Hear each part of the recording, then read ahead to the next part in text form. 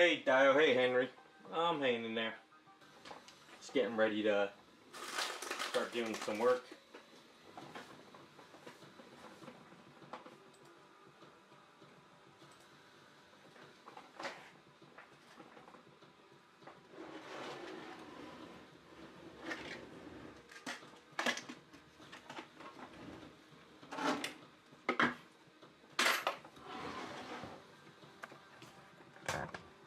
We gotta put the AC on. We hit summer already, so it's starting to become an oven in the studio.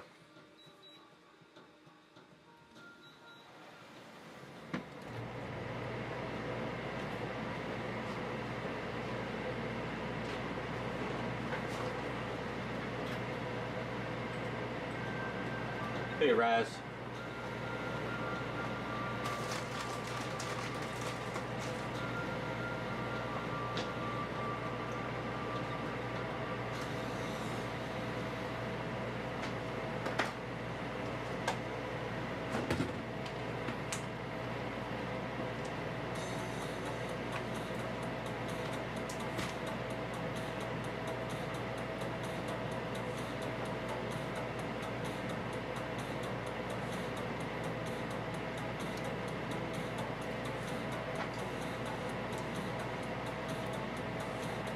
See, I love the summer. It's just one day I gotta figure out what to do with this studio. I got this stupid wall AC unit here. I would love to get a better AC system in this room, but that's down the line.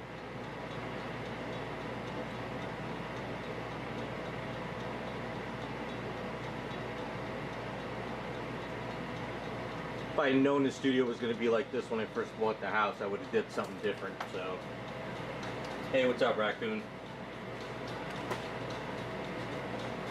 I'm chowing down on Twizzlers, so I'll be making some noise.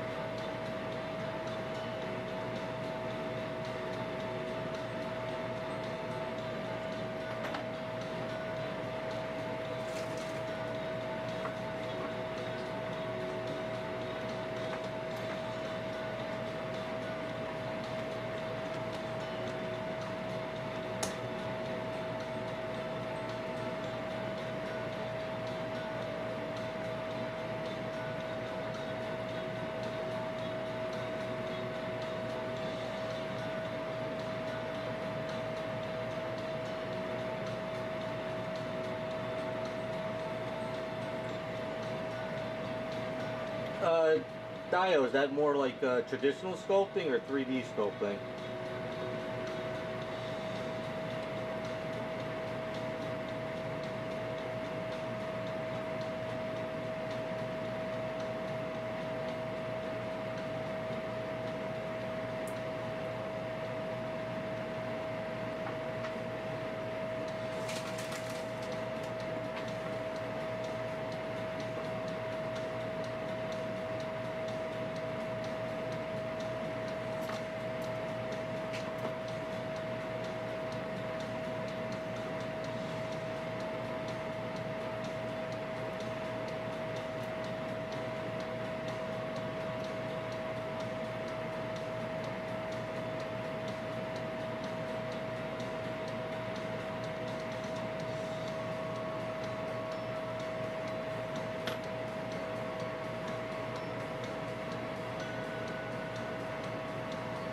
Oh, okay.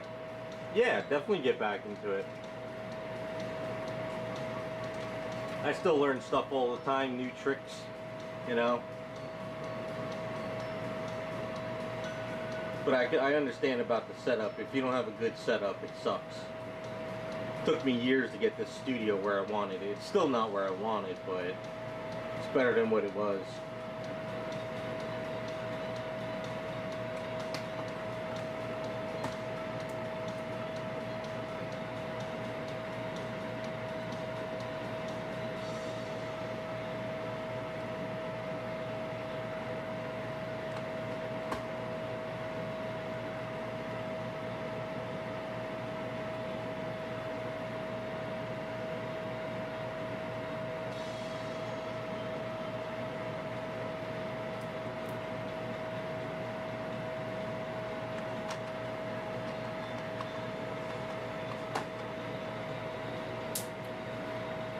Yeah, I feel you on that.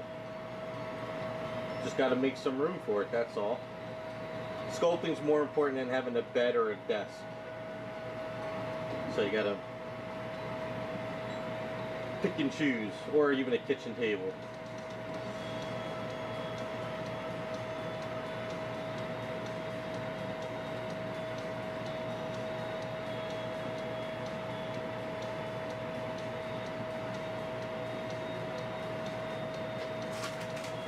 So weird. We had like such cool days,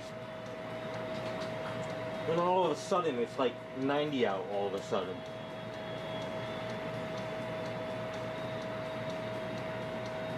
Just glad my AC units are working.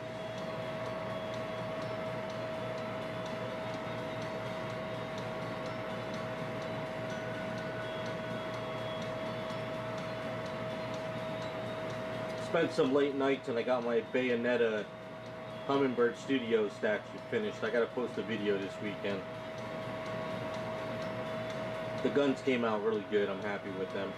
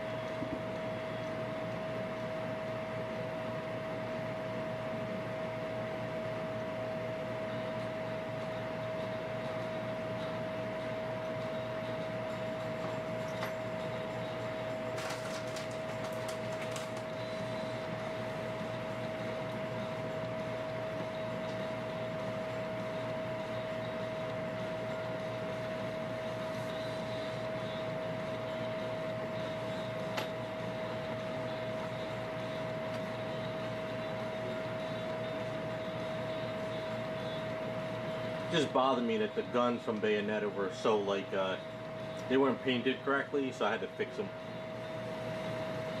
But the statue is amazing though. I absolutely love it.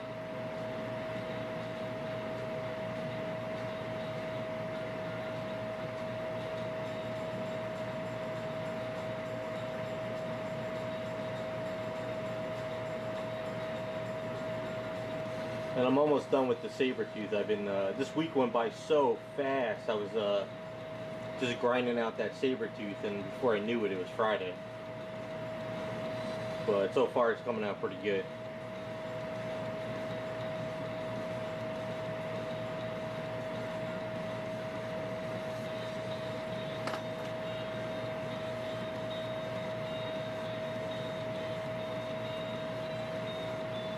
Your Harley is leaning? This one's leaning? You have this Harley? I've never heard of this one leaning before.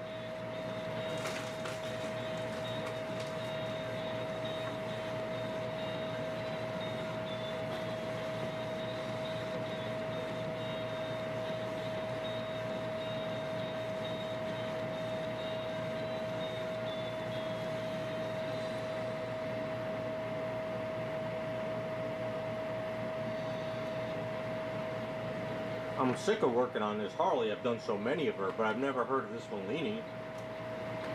You might be the first person that's had the issue.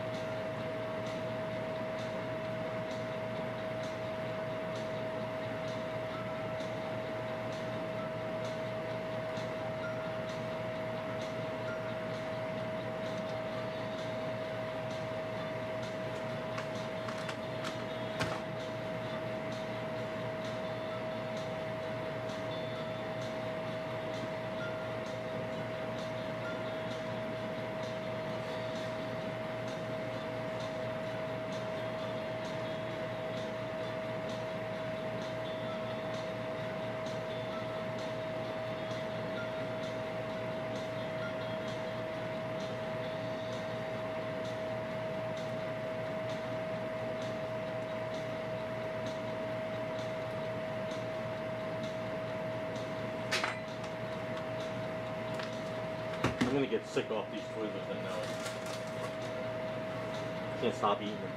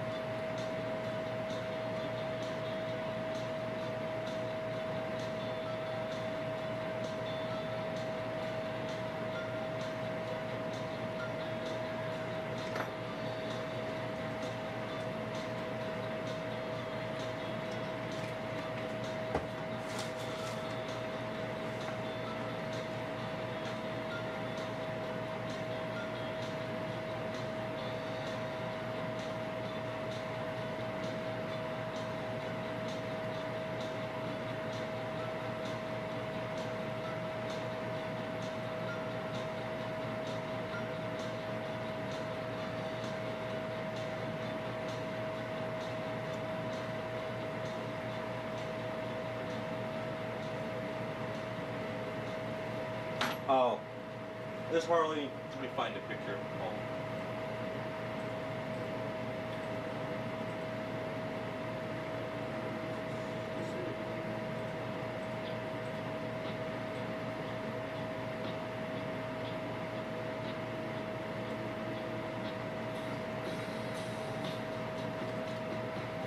This is a like Ghost in the Shell version of Harley.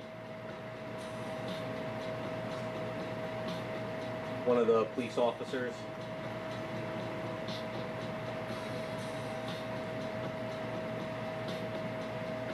It's like a what if. Basically, I had a poll. We did a voting thing through my Patreon, and this was the winner of it.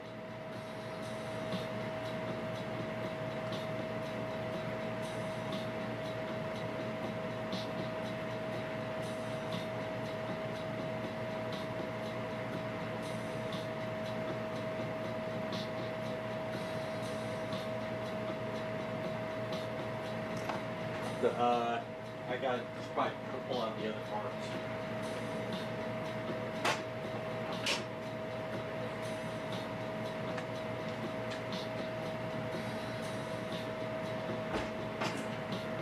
So last week we worked on the mallet. Raz found a futuristic sort of type of mallet, so we printed this out, and then we did this bar for it. And then this is the hair we sculpted for her. So I resculpted the hair. So all I gotta do is put the eyes in and wrap like rope around the hair. And then that's pretty much Harley for this one. So we're gonna do the red paint up to our part on our outfit today.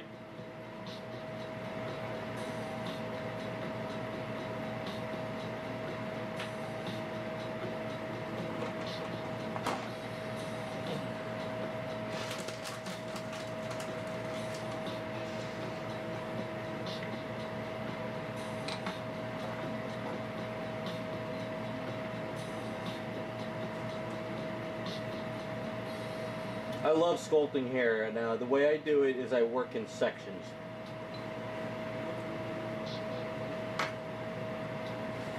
So for like Lola Bunny, when I did her hair,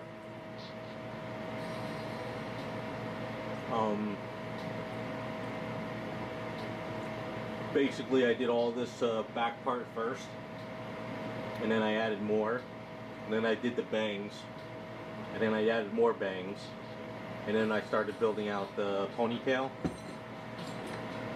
and I just keep building it in sections to sort of like think how hair flows, you know, and you just keep on adding more and more. The only problem is the way I sculpt hair, you can't really recast it, like if you're going to make copies and sell. Because the way I sculpt it, it's kind of hard to get the mold in certain areas.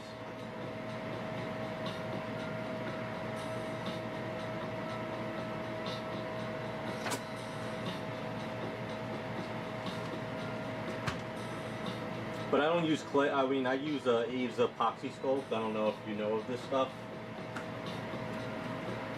Abe's epoxy sculpt. So you mix them together, equal amounts, and you have like a 3-hour work time, and in 8 hours it cures as hard as a rock.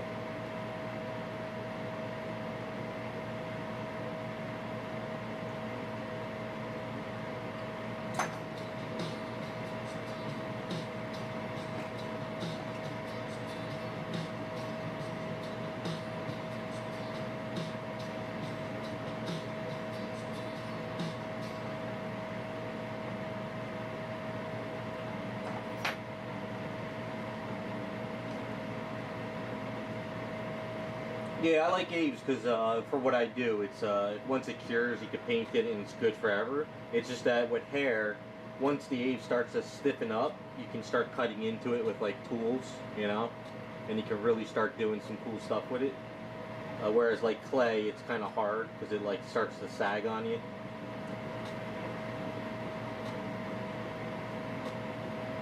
Takes a while to get used to it though, but once I got used to Abe's, it's like my go-to for everything.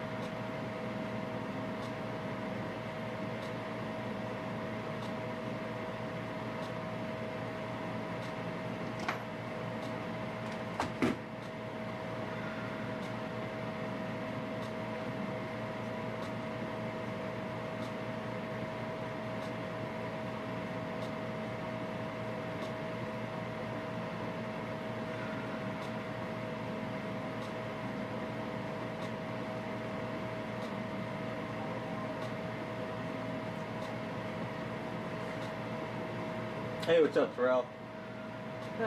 Not much. Busy week. Just getting the summer heat in now, so.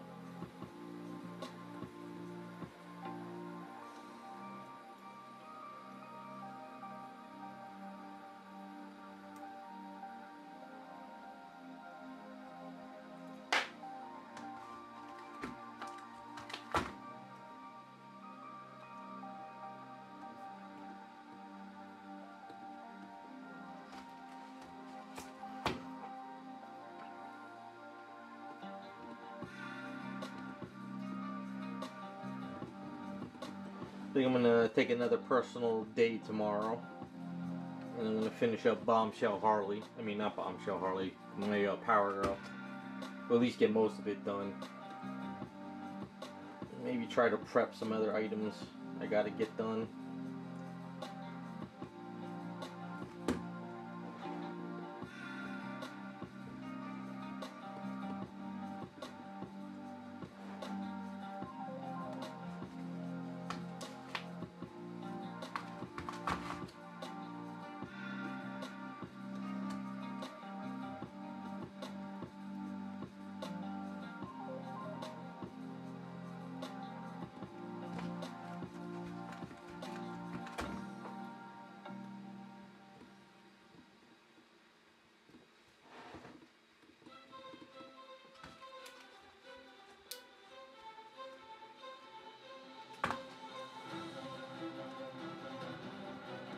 I saw the, what was it, the like 1 minute like preview for season 4 with Homelander and his son. Like we talked about last week, I still want to know Homelander's power level. Like, they really haven't shown his power level yet, have they? Did they ever do it in the comics? Because I mean, to me it seems like Homelander is just like a like, he has no power level. I don't know. Like, he could fly, he's strong, all that stuff, but it doesn't seem to me like he's got like Superman level power.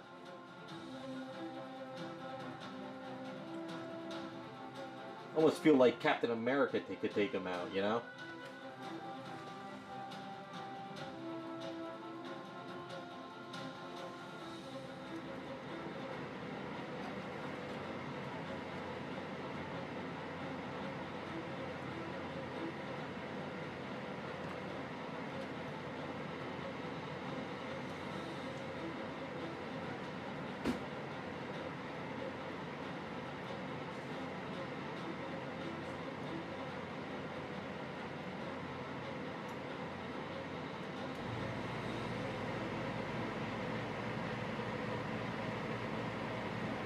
What was it, last season when it was Butcher, Homelander, and the other guy were fighting in that whatchamacallit? They were fighting in that one place where they had the ego, oh, was it the Herogasm? They really didn't seem like they were all that powerful.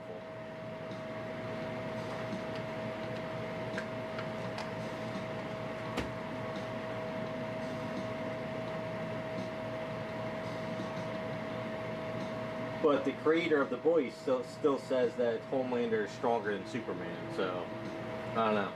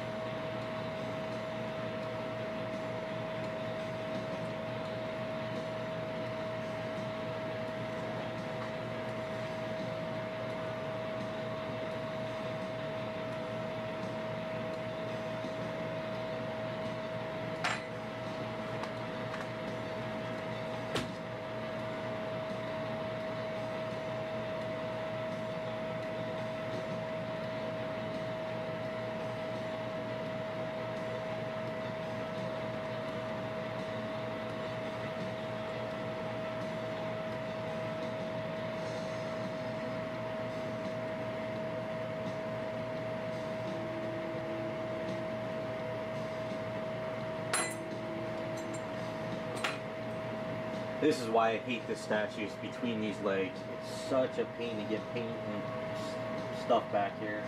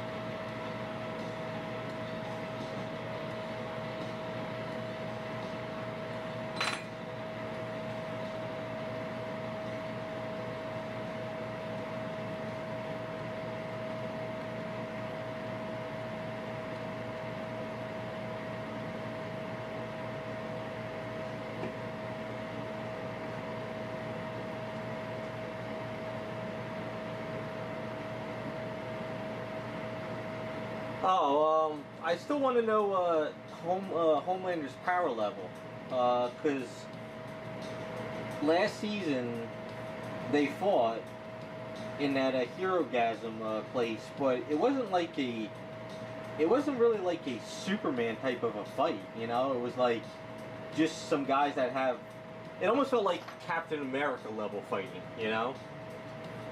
It didn't really feel like they were that powerful. Because you figure if they were Superman level powers, they would have been throwing each other through the walls and into, like, you know, tree lines and all kinds of stuff. So I don't understand why the creator of the voice says Homelander is stronger than Superman.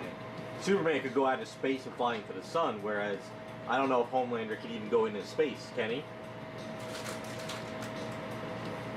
Hey, Iceman.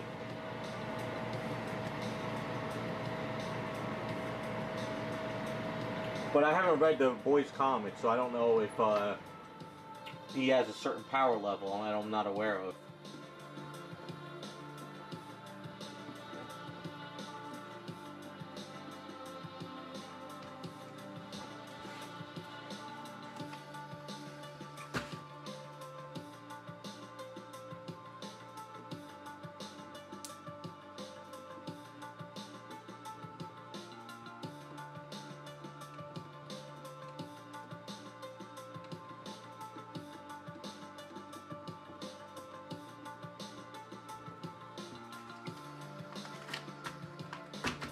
Yeah, see, I don't feel Homelander is really that strong compared to like other comic book characters, especially any Kryptonian. And as far as Marvel Comics goes, I don't, you know, I think he's more on par with Captain America. I think that's kind of as far as Homelander's strength goes.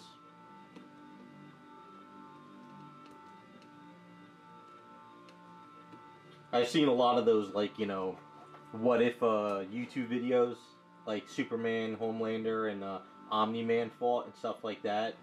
And Homelander's always like dead in like 3 seconds. So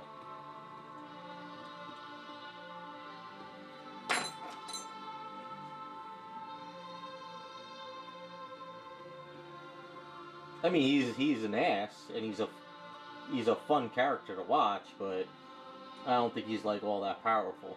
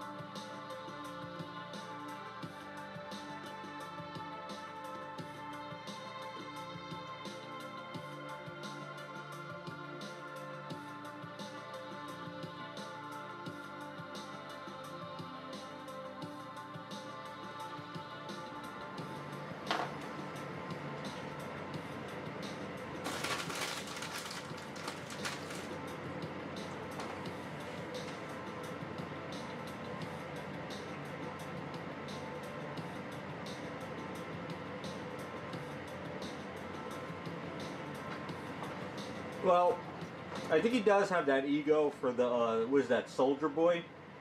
His power can negate his powers, I guess.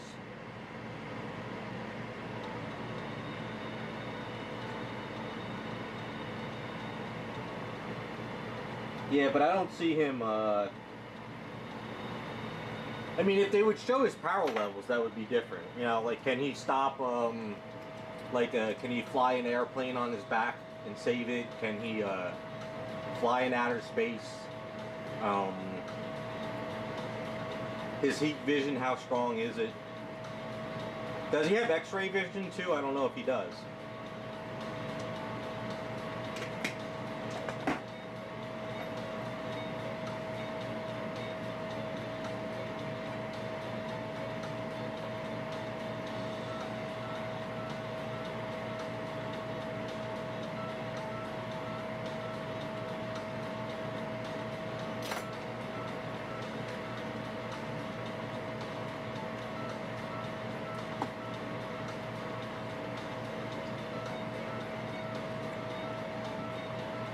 Well, see, that's the thing is, like, like, he didn't really want to save the airplane. It's not that he couldn't.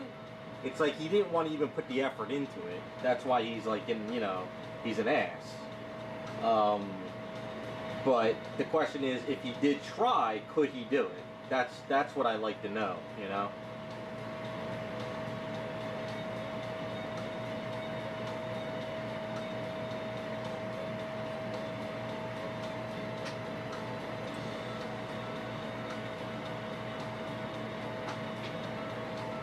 Oh, okay.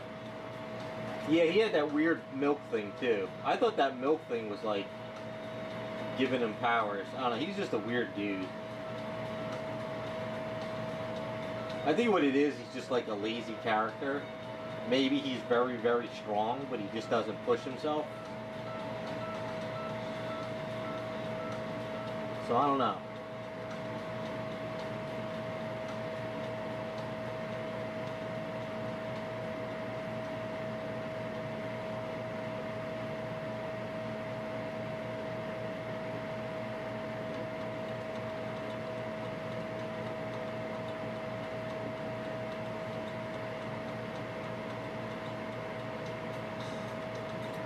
Yeah, exactly. I would love to see like how strong he is, what he can and can't do, all that stuff.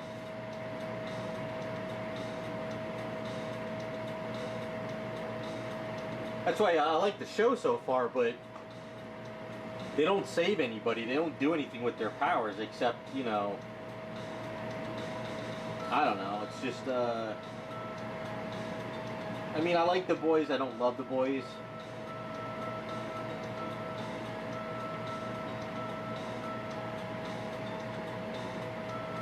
I think that's why I liked, what was it, Gen V, because they showed their powers a lot more and what they can and can't do, and as they were getting stronger. So I think that's why I like Gen V a lot more.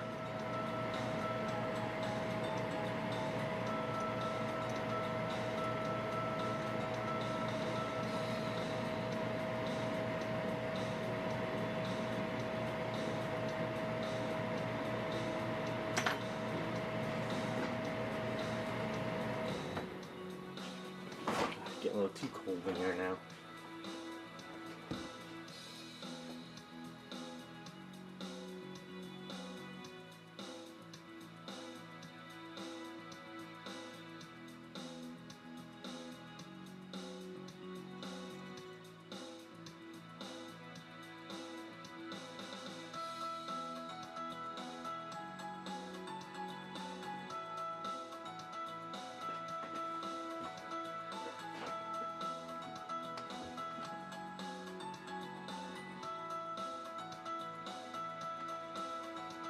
Yeah, they might cross over. I think Gen V did pretty well. A lot of people I talked to seem to have liked it a lot more. Like I said, the beginning was slow, but then as they really built on the characters, it got better.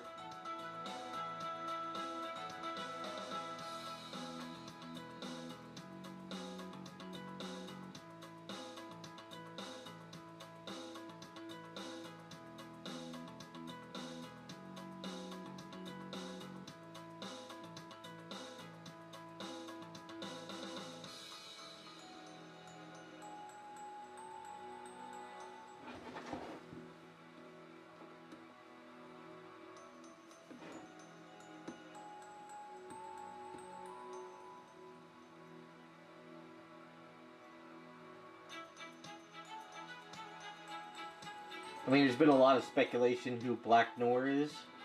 Some people were thinking it's the kid from Gen V. Other people are saying it's his clone.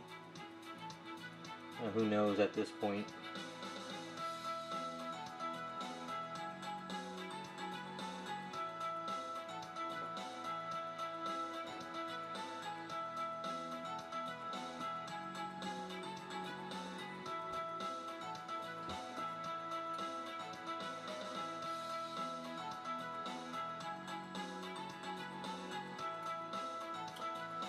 Yeah, I didn't read any of the Rebirth stuff. I read mostly the Titan stuff around I I think it was 2000s. Young Justice was good in the, what was it, the 90s, 2000s era? Under Peter David's work.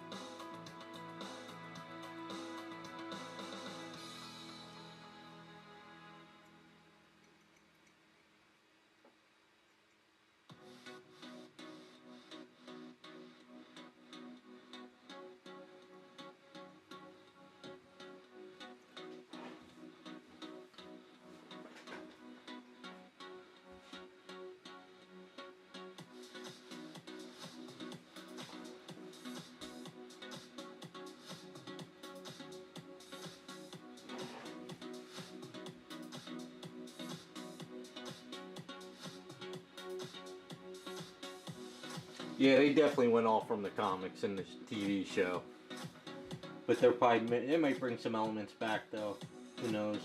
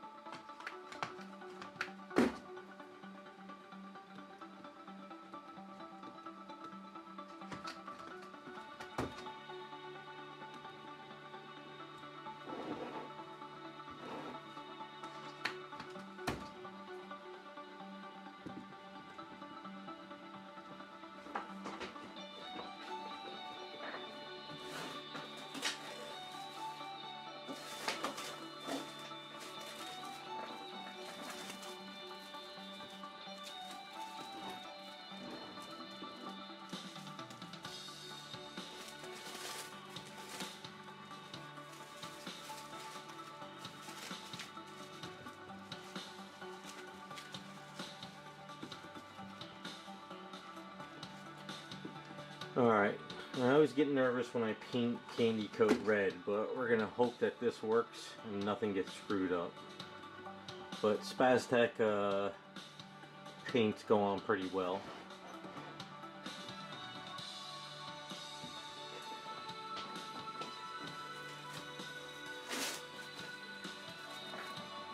Doesn't work out, we'll blame Raz. It'll all be his fault.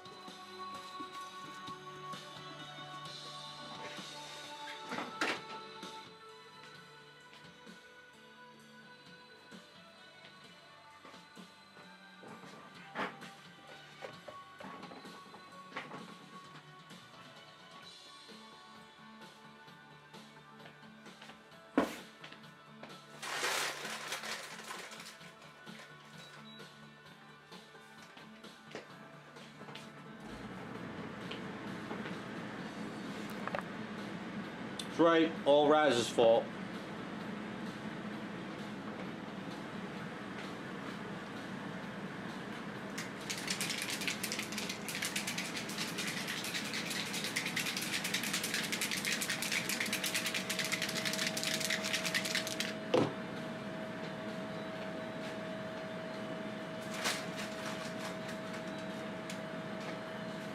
Alright, so for candy coat, do a base metallic silver to get the latex look. Now you could do the chrome, but I've never really had a lot of success with chrome paint, you know, and then doing a candy coat over it.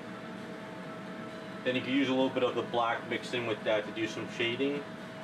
And then I find that the can Spaztec goes on pretty well. But I do have candy coat red Spaztec somewhere here. At least I hope I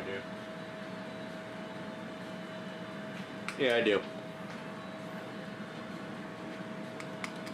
Just in case you need a little bit of a touch-up.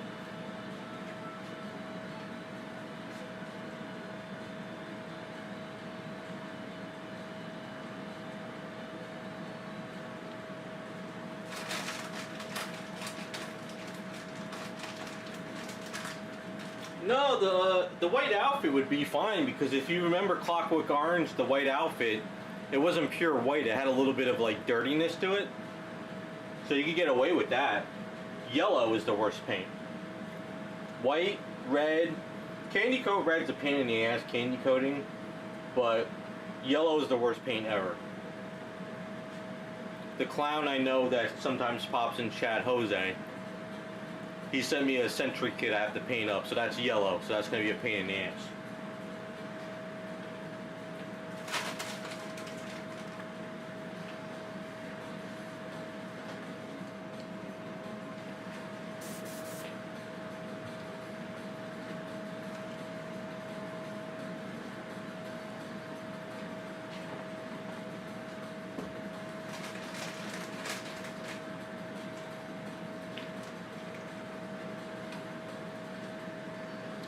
Just getting the room cool a little bit before I have to turn this on, because it's going to suck out all the cold air.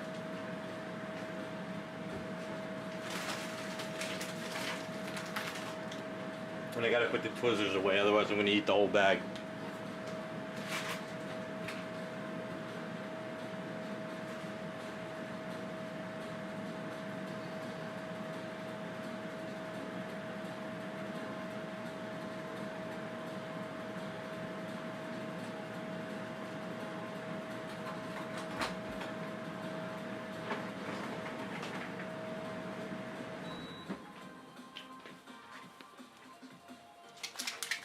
I'm learning I can't keep the AC on sometimes when I paint, especially these paints.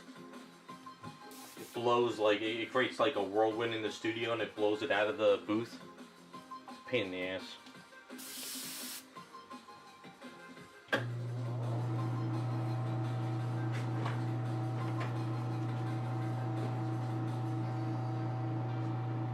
Yeah, I got the bite-sized ones, the cherry ones today. I don't know why I had a craving for Twizzlers, but I had a cheesesteak for lunch, And then I started eating the Twizzlers before I streamed, and I just spilled the damn spastic. And then I gotta put it away.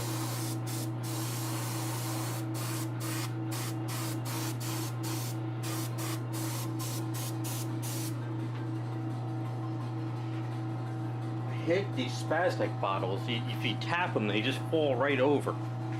So I just lost half a bottle.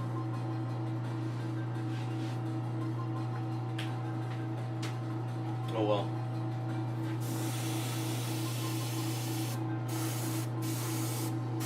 Probably go bad on me anyway because I don't have any projects that I would need soda for a while.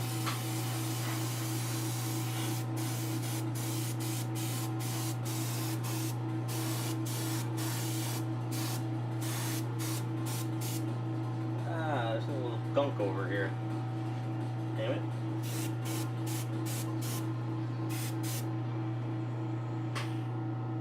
I don't know where that came from.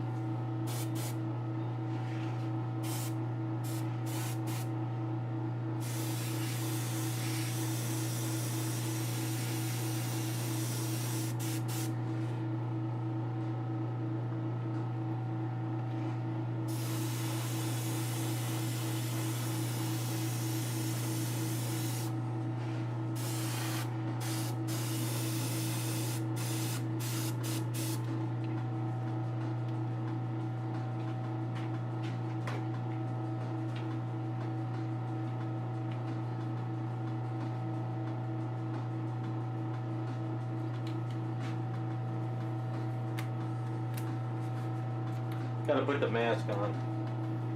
Gotta change out my filter soon.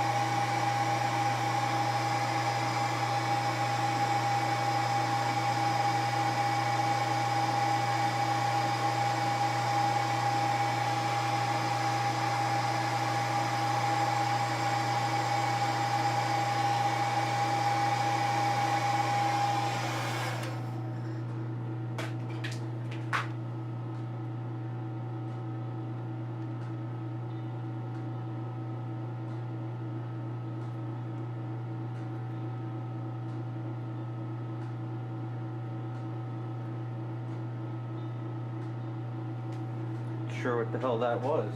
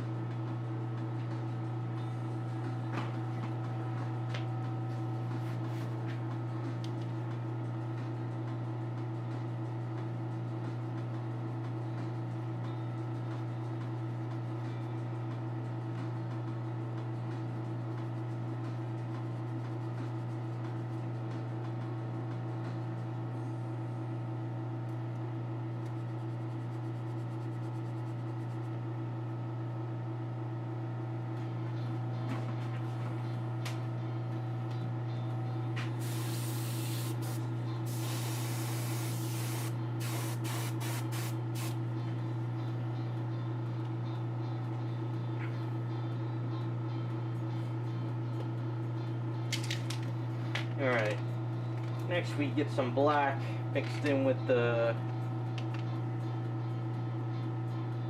chrome.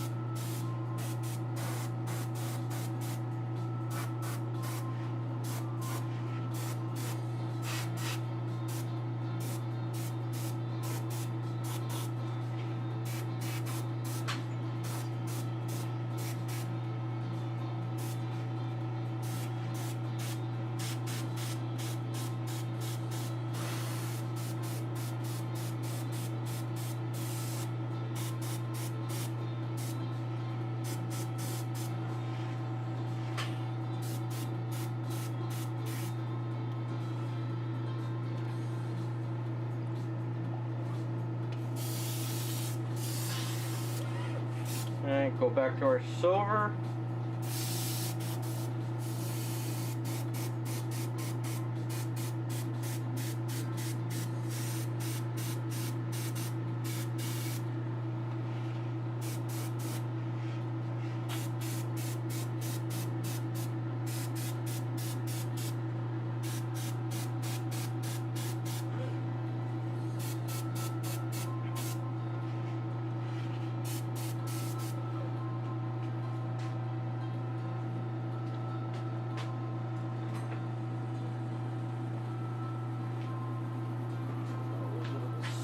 Spot over here.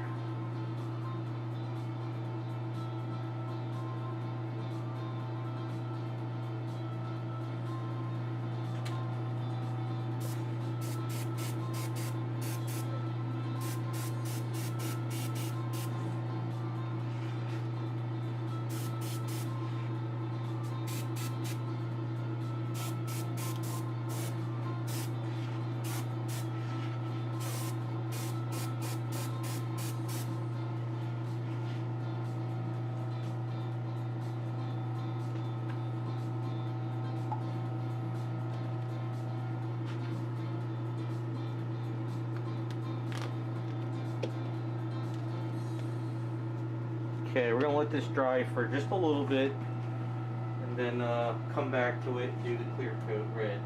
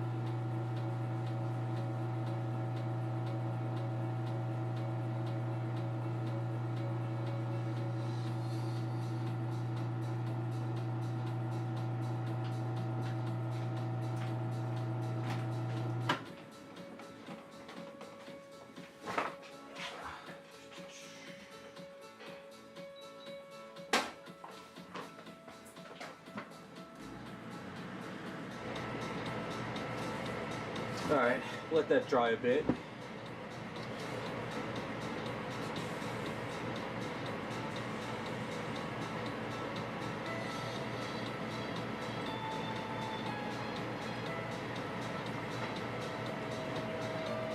Alright, so this morning I sanded her down, and I figured let me do a quick coat of skin tone, and then when I come back I'll see if I missed anything, and we got a couple issues, so kind of go over them. So we got a chunk over here in her thigh. There's a little chunk right here, and there's another chunk over here. So I'm gonna end up having to patch some of this for next week. I thought this would be ready this week, but I've just been so damn busy.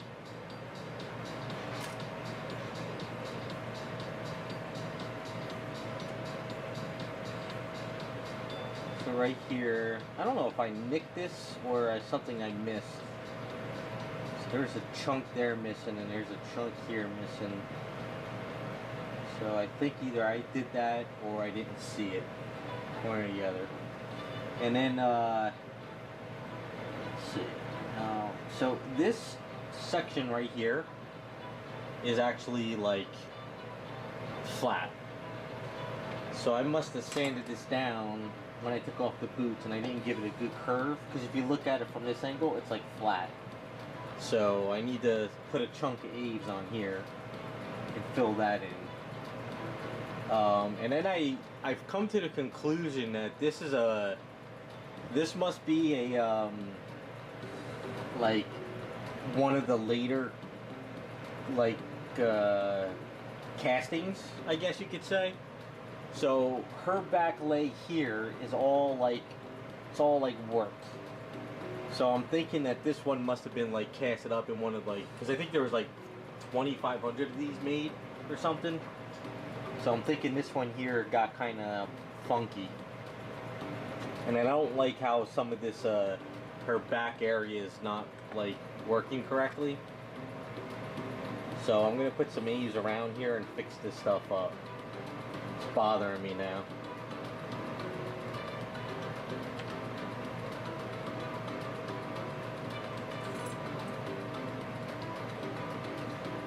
Alright, Dio, have a good one. Thanks for stopping by, man. I appreciate it.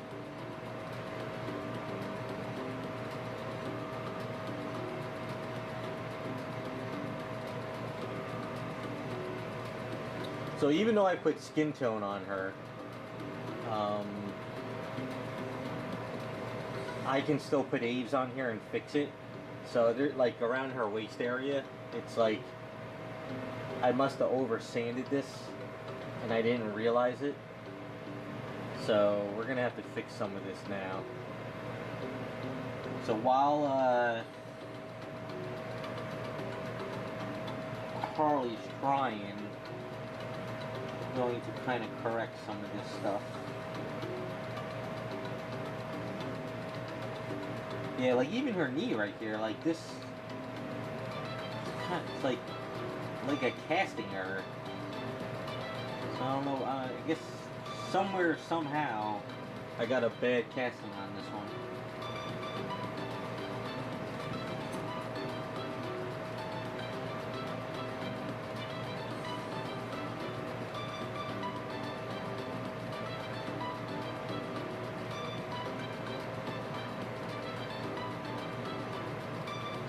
I think over here on this ankle, I gotta fix this one too. Okay, so that's why I always do skin tone, so I can see if I miss anything.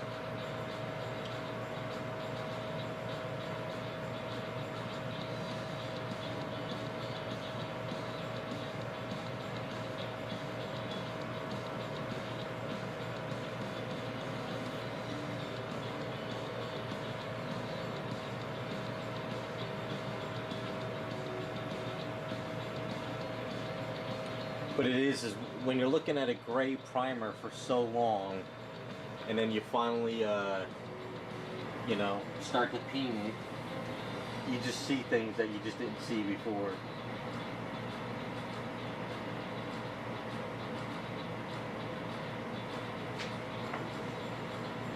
It happens all the time when I do heavy customs like this.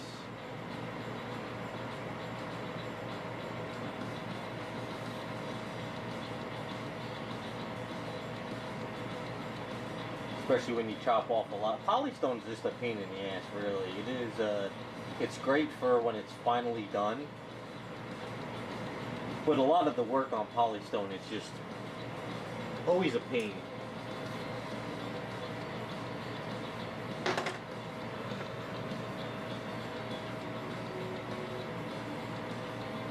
So I'm going to mix up a little A's. We're going to fix the calf muscle. Now before you put A's on there, it's kind of good to kind of scrape it up. So let me grab a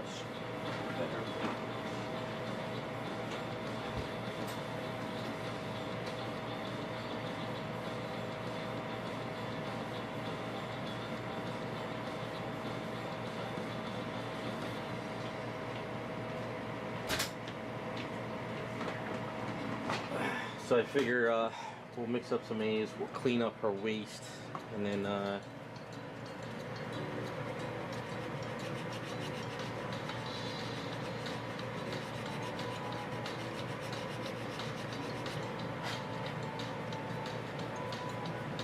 least the A's will bond to that pretty well.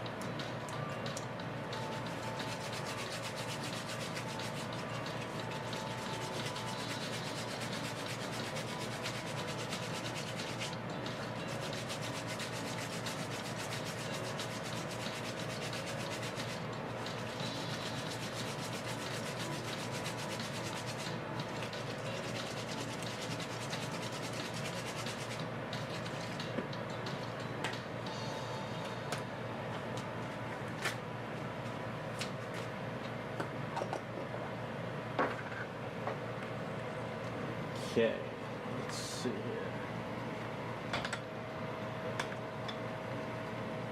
Or it doesn't want to stay.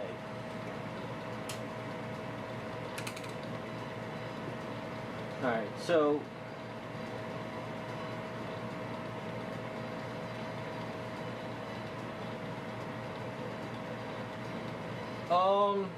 Iceman, it's getting hot. Like yesterday was like muggy 80s. Today it's kind of like cool in the shade but hot in the sun. But once the heat starts blaring down on my studio, it gets hot, so that's why I got the AC on right now. So we're starting to get hot weather.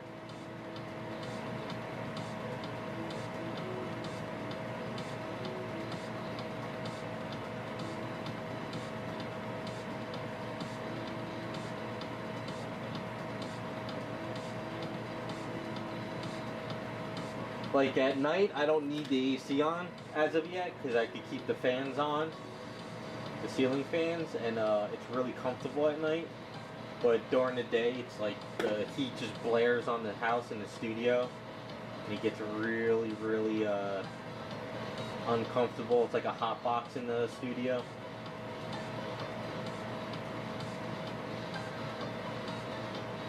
When it gets to the point where I need the AC on at night, that's when the AC is on all day long.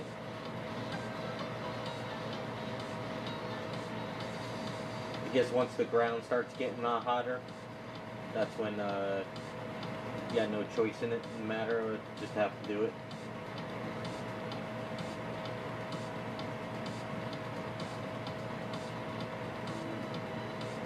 Sorry if the AC is annoying.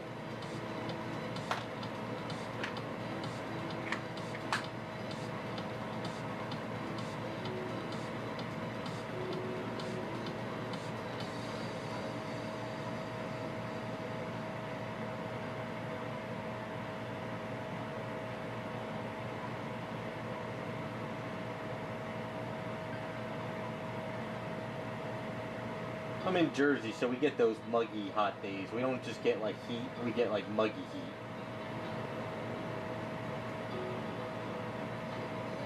I'd rather have dry heat than muggy heat.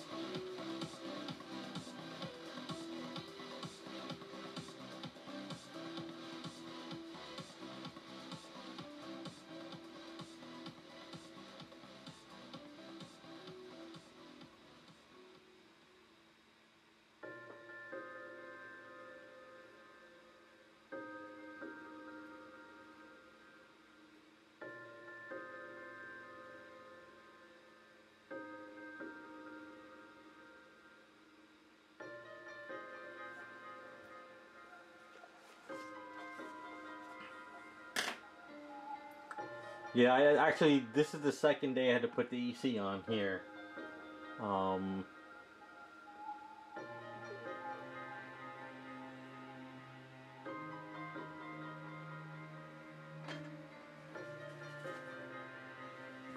mean, it was fine until we had this rainstorm, and then after the rain hit, it just got muggy. Muggy heat sucks because you could walk outside and right away you just start sweating, you know, because it's just got all that moisture in the air. When I went to Vegas, had that dry heat, it didn't bother me as much. It was hot, but it wasn't like just start sweating like crazy.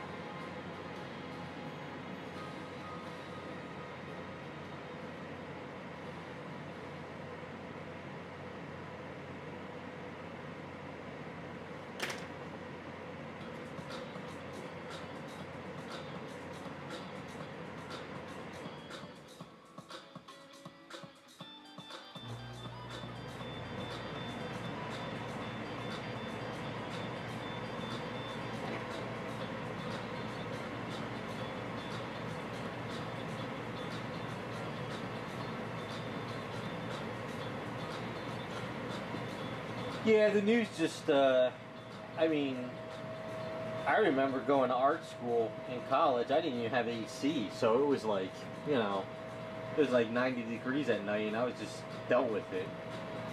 But every year, it's always the hottest summer of the year ever, and it's a heat wave, and the news just likes to scare you. I mean, I remember growing up, and the snow days were like 10 feet of damn snow.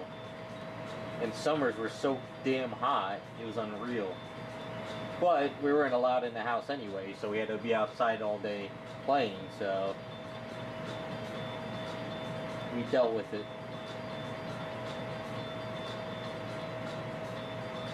AC was for the adults, not the kids.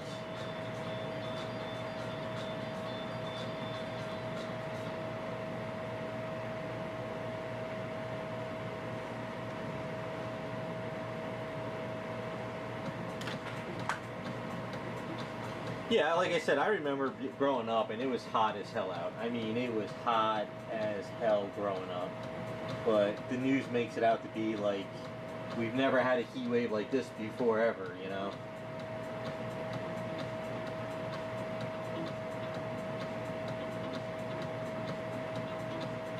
Just gotta tough it out.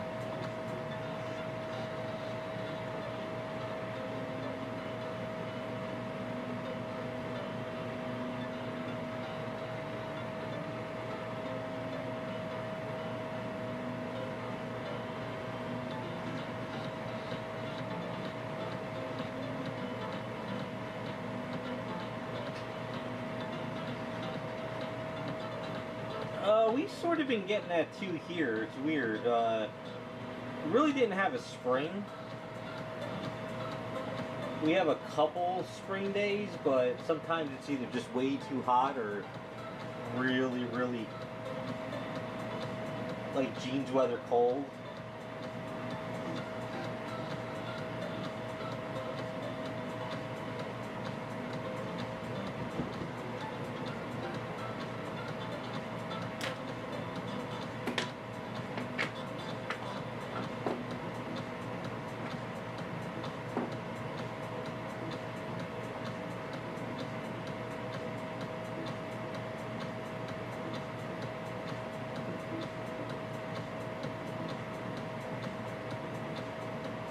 It's the end of the world, man. Just the way it's happening.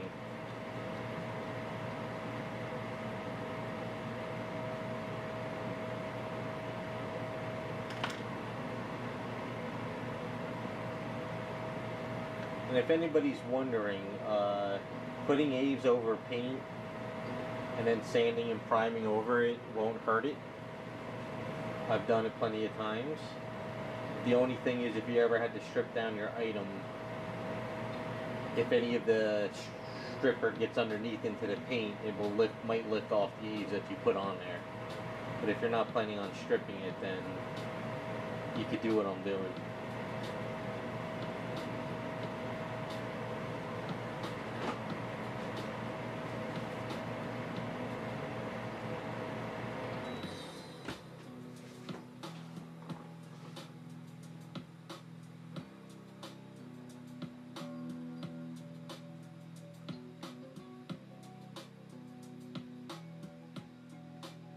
The only thing I have to clean this up though, because the safety solvent kind of melts out the paint, as you can see.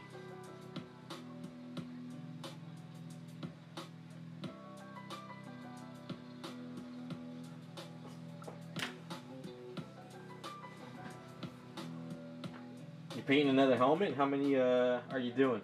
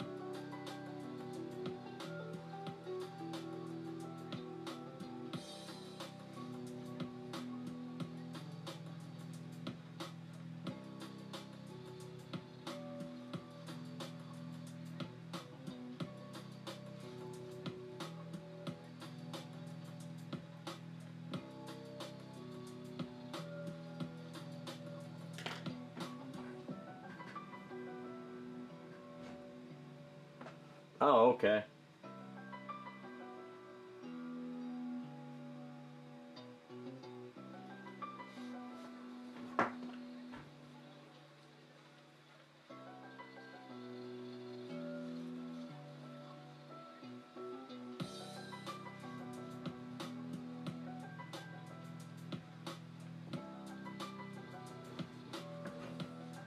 That is true.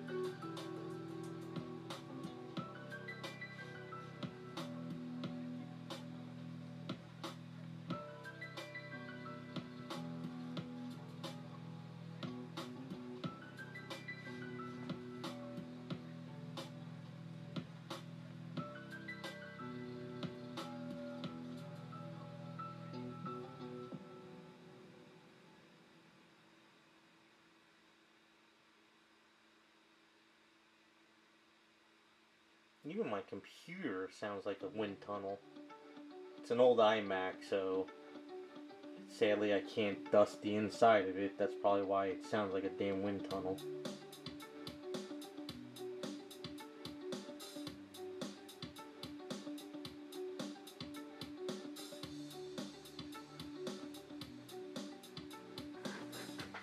Alright, that's a lot better than what was there. I just gotta sand that down.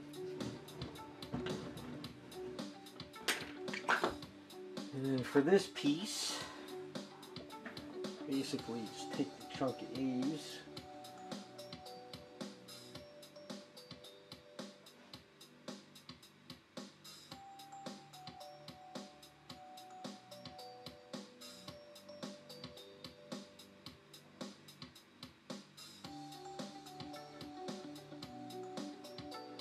and like that whole entire section was like flat, so I should be able to sand this down and get a nice curve off of it.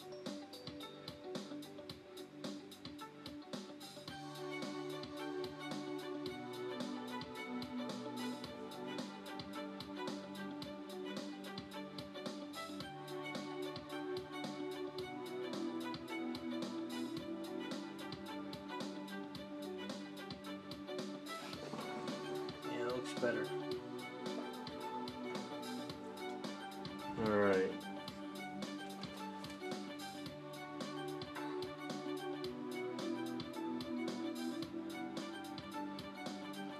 Yeah, it's so strange on how, well, it's not strange, but it's just, you know, these legs are supposed to be smooth, but the back of them is jagged because of the casting. Yeah, the waist looks a lot better now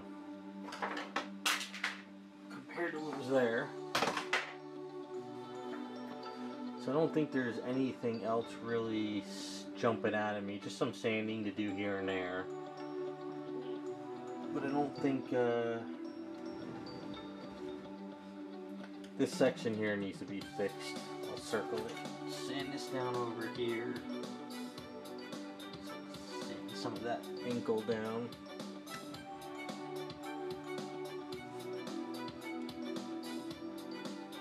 Hey, what's up, Wells? Well, that's fine. Sit back, do what you gotta do, pop on the stream.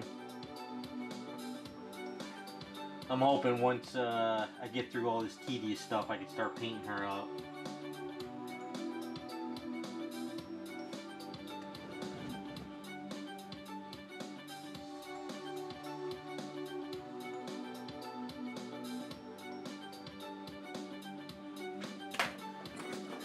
What it was too is, let me see, is this?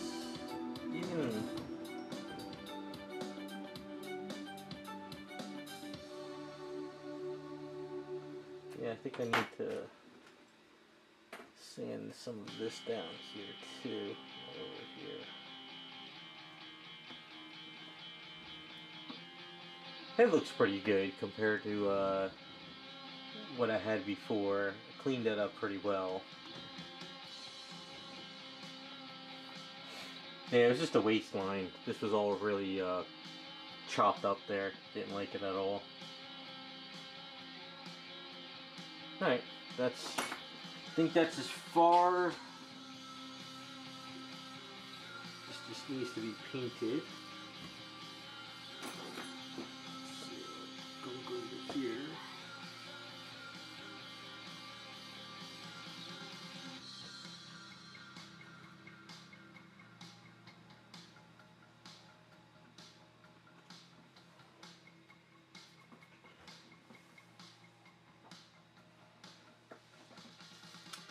Yeah, I remember having to get up, shovel snow, and then go to school afterwards.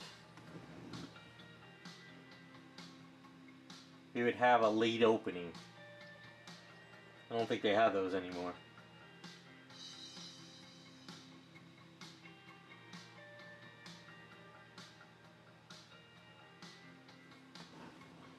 Because if parents were going to work later in the afternoon, you could sure and hell believe the kids were going to school.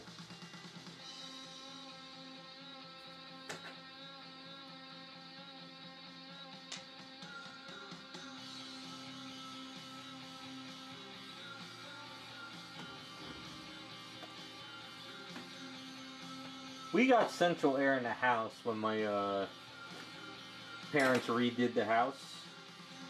But when we were younger though, we only had one AC, but that was in the living room. Or the TV room, or wherever the hell you want to call it at the time. But when they redid the house, we got central air. But when I went to art school, I didn't have AC in the apartment I had. That was rough. Then again, a lot of late partying, so you kind of passed out and didn't realize you needed AC. I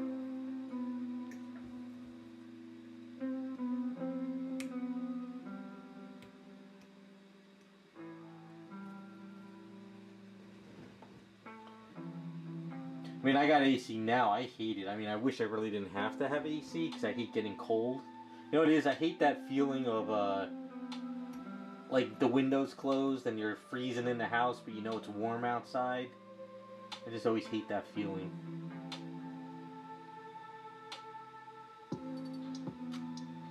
But sometimes you just gotta have the AC so you can sleep at night.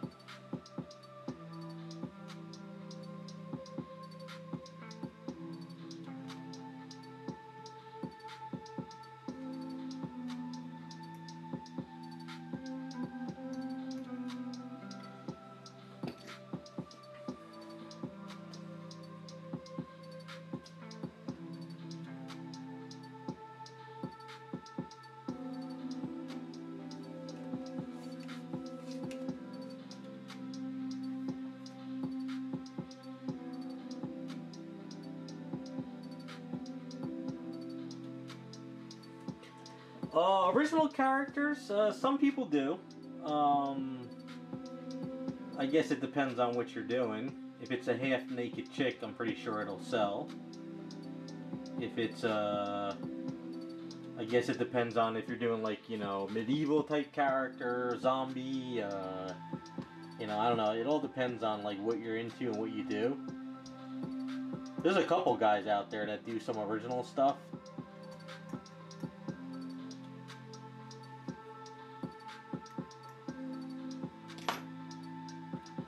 I know the guys that go to like Jersey Fest and Wonderfest and stuff, they have some original stuff that they do. A lot of people buy up their items.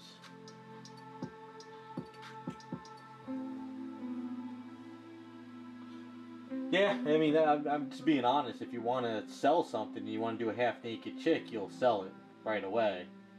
But if you're specifically want to make an original character of like maybe zombies or a monster or you know, like fantasy, like Norse gods or something. You got to find that niche of collectors that are into it.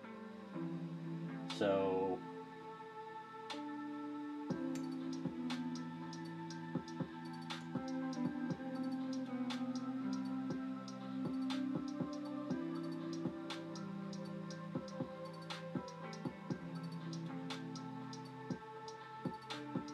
if the intent is on selling.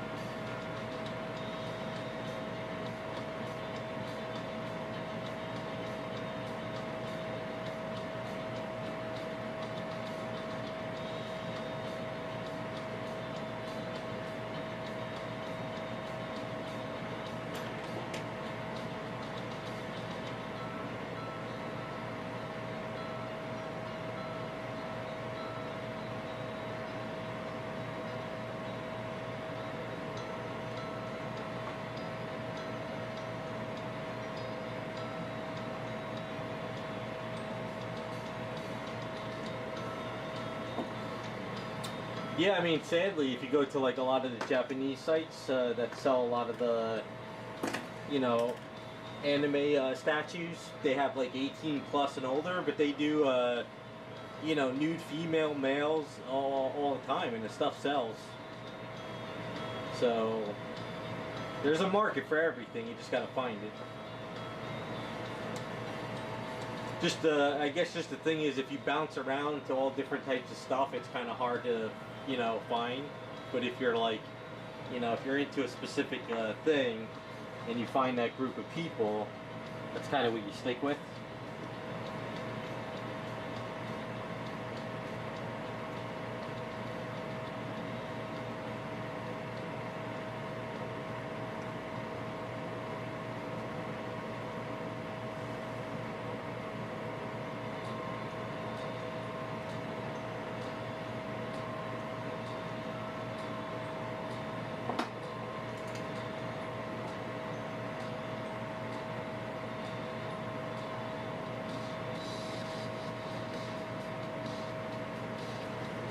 Alright, I think that's pretty tweaked up there.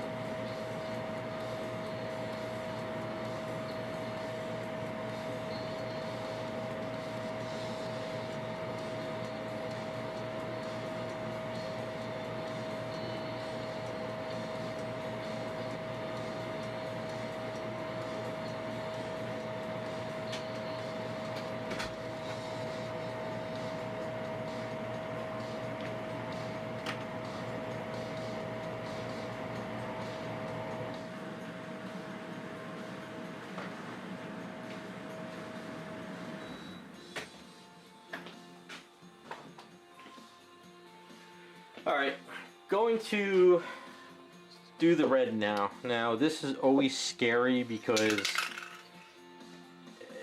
if the red doesn't go on smooth and you have like sort of like a fisheye issue, it's completely ruined.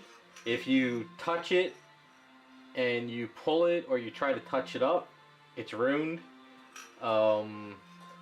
If you overspray and it bleeds, it's ruined. So candy coating is a pain in the ass. Now Spaztec out of the can I find is probably the best red that goes on nice and smooth and you can layer it and it doesn't bleed. Alclad is an absolute... The red works with Alclad, but it's a nightmare with bleeding. The red from Tamiya Candy Coat, or Tamiya, whatever you want to call it, goes on pretty well, but that stuff is very, very fragile. So I find that Spaztec is the best candy coat red out there. And I find that spray can works pretty well. The only issue with spray cans is if they clog up and it spritz out, it becomes an issue. So you always want to test it first. So this can is fairly new. This one's a little bit older.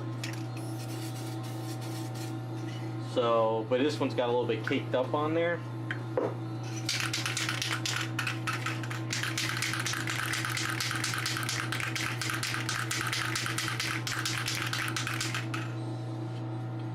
So as far as candy coats go, red, at least with all the brands, seems to bond better.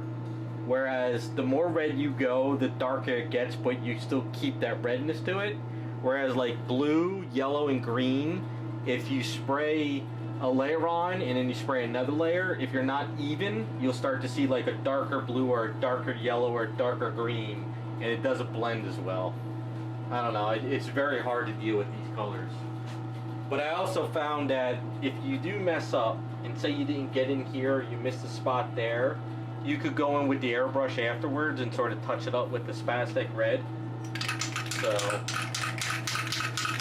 I'm gonna put a mask on and my glasses because I'm just hoping this doesn't go to hell.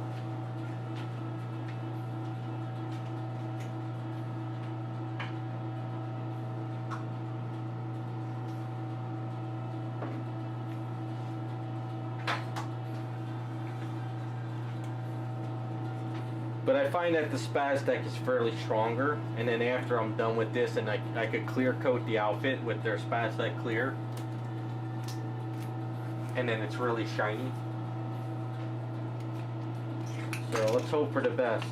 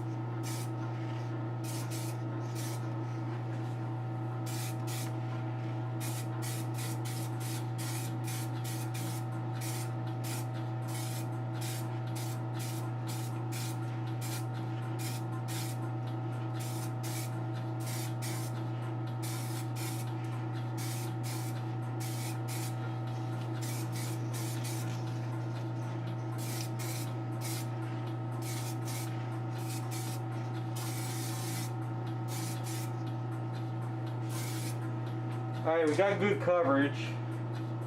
I'm not seeing any major issues. A little bit back there, but I can't fix that. The only problem with red is if you don't spray it thick enough, you'll get that like pinkish metallic color.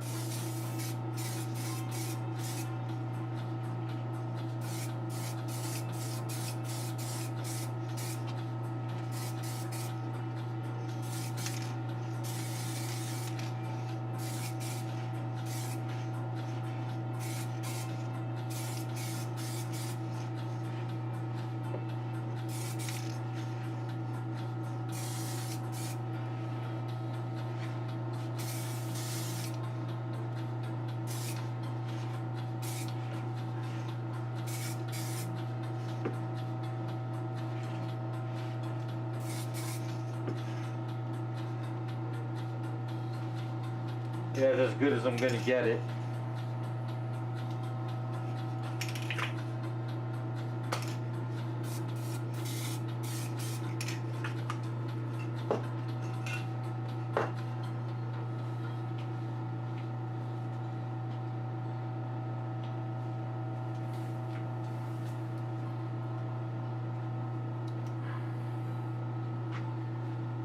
So it went on pretty well.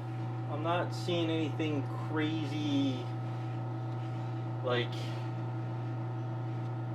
there's a little spot over here, but I can't fix that really. The only way to fix it is let it dry, kind of mess with it, hit it with some silver, and then go back with red over. But then you start risking doing too thick of a paint over here. So sometimes you really just kind of have to bite the bullet and leave a little tiny mistake. Candy coat's really hard. It really is hard to get a nice, good, perfect, because I don't have like the proper setup, the proper paints.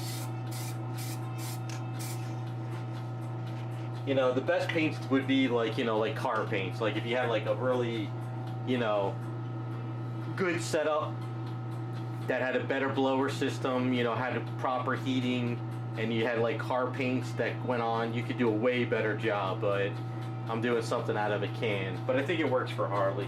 Now, worst case scenario, if I did this in the black and it got messed up a bit, then I could go in and maybe start scratching up the outfit and make it look worn to correct those areas that I kind of are not perfect. So that's a good thing about Harley. You could kind of, you know, it's sort of a latex outfit, so you could maybe go in there and sort of do some scratches around if there was any little paint like speckles, and you can make it look like some of the areas are worn, so you can get away with doing that. If it really came out bad, my main issue is going to be between the legs.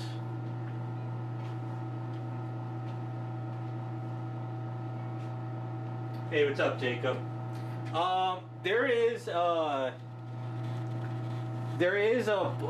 something I found on Instagram. I'm going to have to buy their paints, but it's a car paint. And they have a really nice candy red, like you would see on a car, but it's a car paint, and it's very, very, like, you know,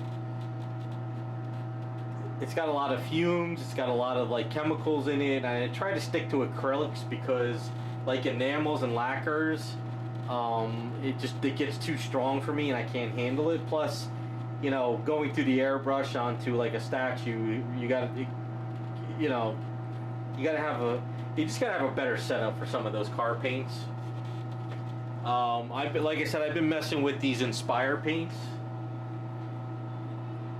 So I've been getting these Inspire paints lately, and these are like, you know, lacquer enamels, but they're like a car paint, and they're not that bad, except the metallic base red is nowhere near like this type of like candy coat. This comes out more of like a latex red, you know, whereas this is just like a metallic paint.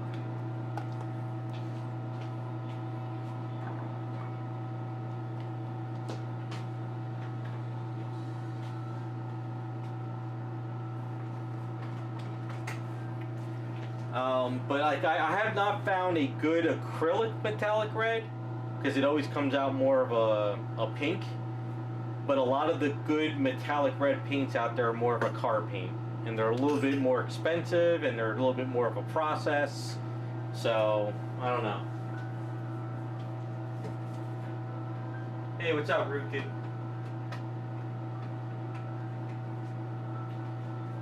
Now, I have been finding these new paints now, and I actually used this on that, whatchamacallit, those Bayonettas that I'm going to post a video.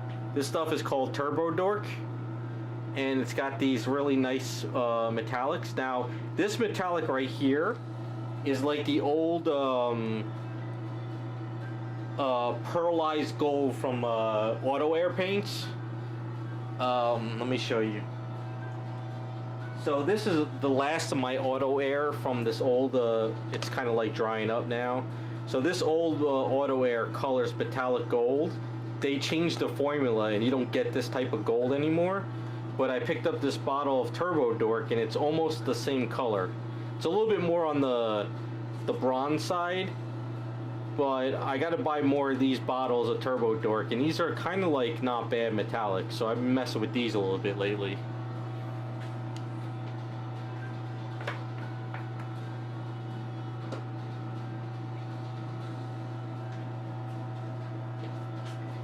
See the auto air colors, if you see the bottle here, you see how all your heavy pearl is at the bottom, and then your like sort of little mixture, and then the color is all the way up here. Like like they changed their formula, so the pearlized gold, the old bottle, used to be all metallic all the time, but now it separates, and you have only this little tiny metallic at the bottom now. So I don't like the auto air, what they did with their changing of their pearls and then stuff. See, like here's another bottle. This is the pearlized gold. See how it separates? Like all your pearls down here, and then this separates. So when this bottle was brand new, all the gold was at the bottom, and all this was just like this clear liquid. So they changed their formula to the point where you don't even get a good coating anymore.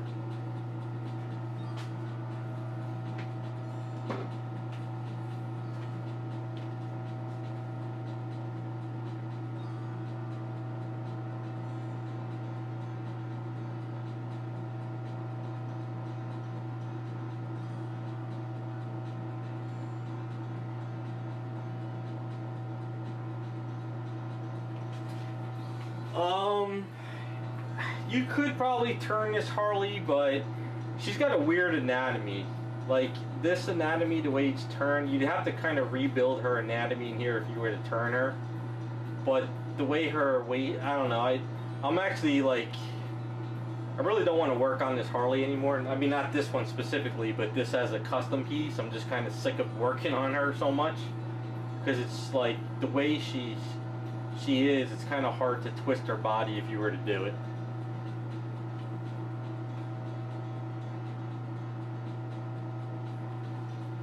Yes, yeah, I guess what it is depending on what you want. If you want like a Wonder Woman gold, I love Outclad Pale Gold, you know.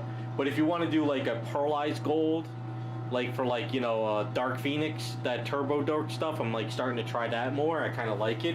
I haven't used that stuff through the airbrush though, but so far with the paintbrush, it went on okay.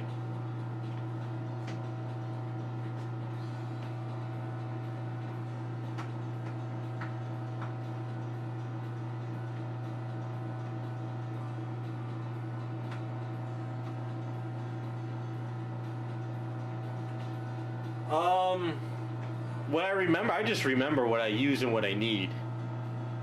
I guess for me, I just know that if I tested this brand of paint of this specific color, I remember that's the one I need for this project. That's just the way I work. When I mix up a bottle, I'll put a thing on there, but I organize everything by metallics and colors. Hopefully the camera doesn't... Hold on.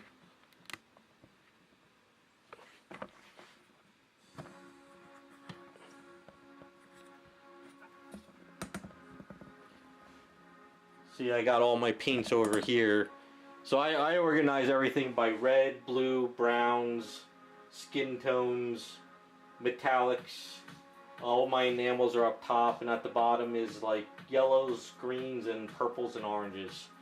So I just kind of run with that. That's the way I work on my stuff.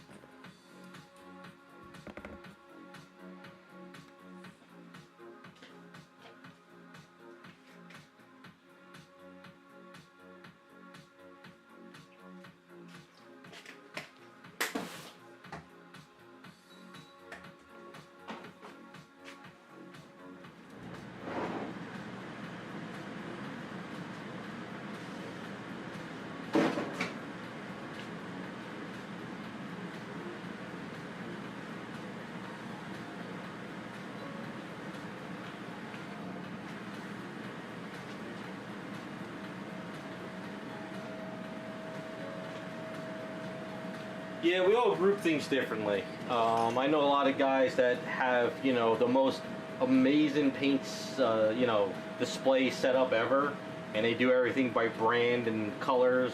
I just throw everything by groups of colors. But I just know that when I'm ready to paint something up, this Citadel paint or this Createx paint is what I need for that specific color. So whatever works for each of us is what works, I guess.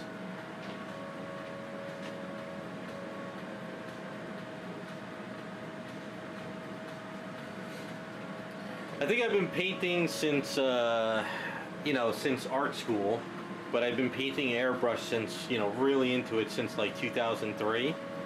And I've got to the point where I know where this specific color from this brand is better than this color from another brand. So like say, I've always said this in the past, Createx red and white, just regular Createx red and white crack and they don't go on smooth.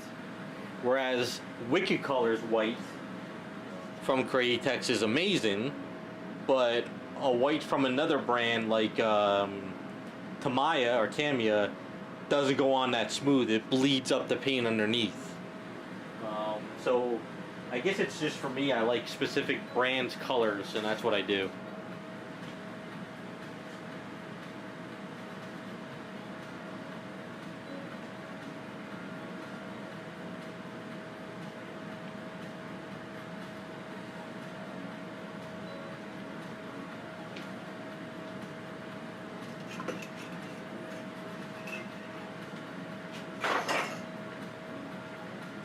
Alright, so this stuff dries fairly fast. So another problem with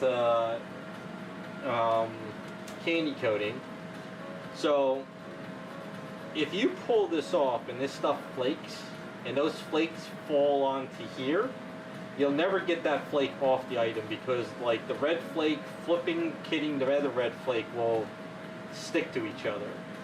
So that's another problem with candy coating is peeling it, taking the stuff off. But I found that Spaztec sort of dries enough where it doesn't do that. So like it's not like crackling. Whereas the Tamiya stuff sort of would crackle. But it does sort of. But the other thing is I don't like to let this stuff stay on too long. It's a catch-22 with this stuff. It's sometimes you get lucky and sometimes everything goes to hell. But it dries fairly fast though, because I'm hitting here on the silly putty. And it dries fairly fast. I mean, it's still wet under here because you have like a layer on top of a layer kinda, so it's going to take a while. But it dries fast and it's not like sticking to your finger, so that's why I like Spaztec. It's really, it goes on pretty good.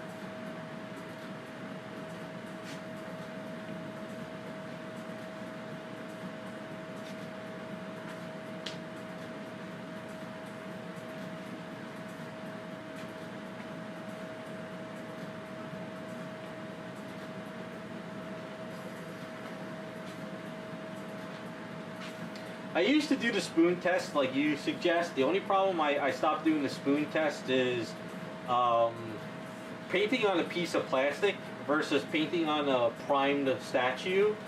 Sometimes you get different results. So I started to prime my spoons and then test it, but then I realized I'm just wasting primer and spoons. So now I just get to the point where I'll like spray a little bit on the item, and if I don't like it, I'll mix up a different color and then spray it again. I just got to the point where I try not to waste a lot of material, especially primer, since a can of primer is almost $20 a can now.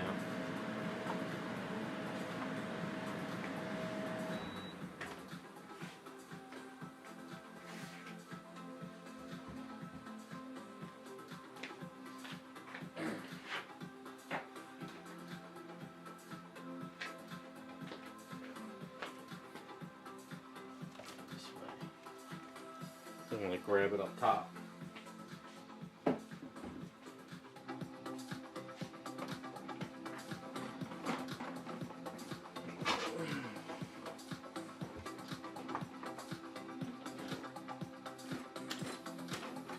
Okay, so like I always say, I try not to leave saran wrap on an item as long as I can. especially on that gloss black.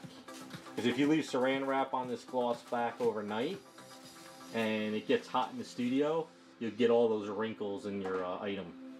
And once you candy coat, even with Spaztec, putting saran wrap on that is a no-no. It'll rip that up and destroy it. So keep that in mind if you ever do candy coating. Don't put saran wrap on your item. Now, I'm gonna have to use my glasses. Now, if you're good at this and you take your time, Spaztec seems to kind of break up okay, but not perfect.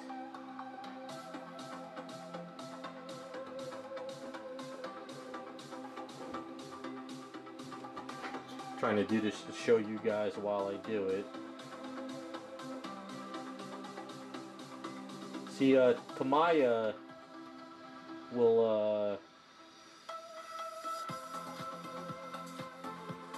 sort of break up. This is still semi-wet, so it kind of stretches a little bit. So I don't know if I should wait a bit.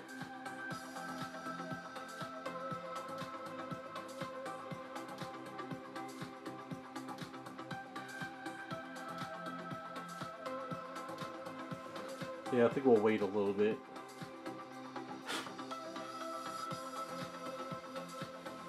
Yeah, it's still a little bit wet, so we'll let this set up. What I'll do is I'll take off this saran wrap.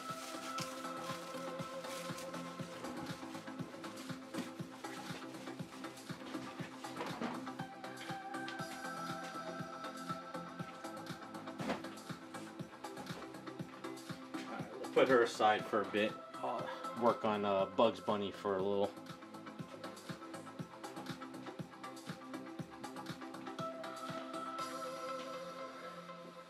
Forgot where I left off on him.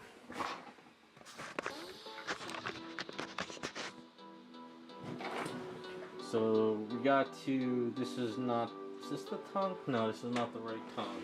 I don't think it is. Is it?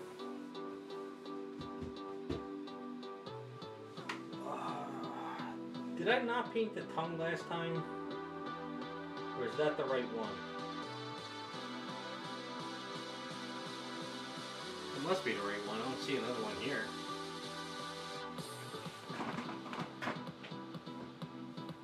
Yes, it is. Oh no, here it is. This is the right one. I knew I had the correct one. Raz is messing with me. He printed out 2 tongues.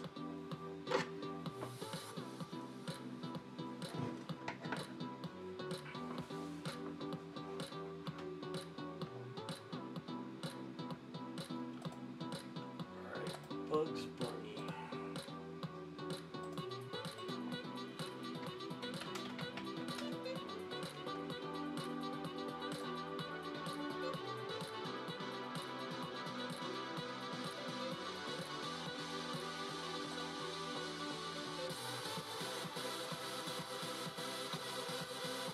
Yeah, Raz is messing with me. Always got to cause issues.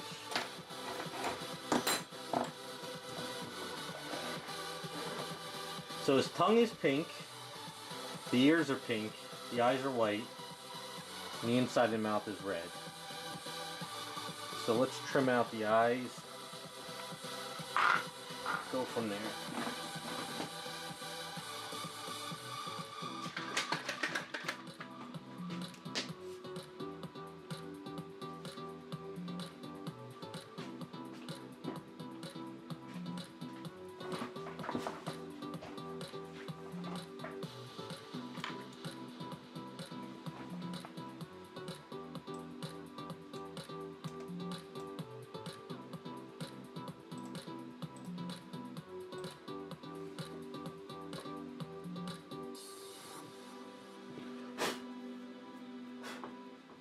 What color was his nose too?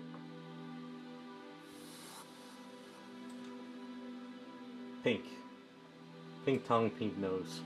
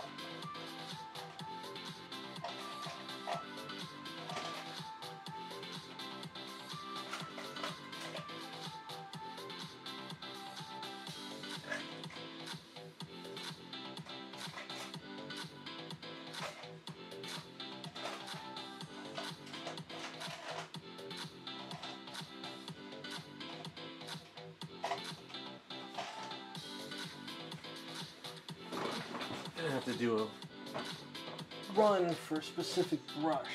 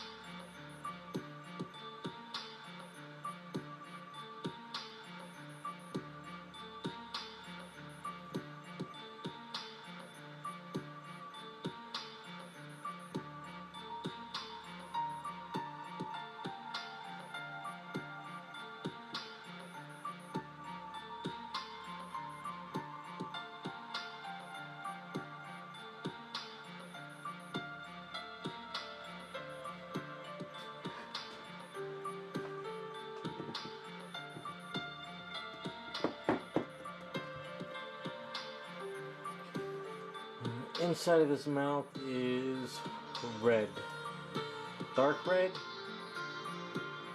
some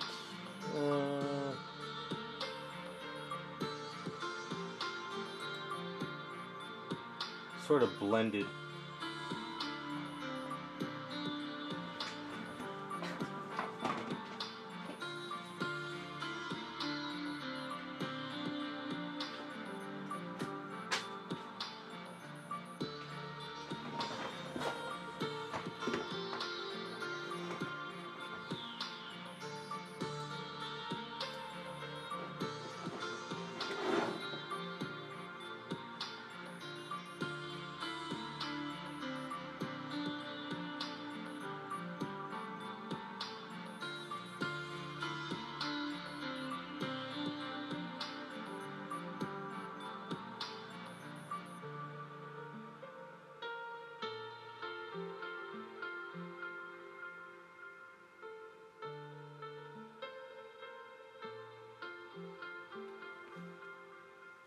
Normally I would mask off the eyes and airbrush it, but I've been trying to practice a little bit more with trying to do layering on some things. Still not perfect with it yet. White's a hard color to layer.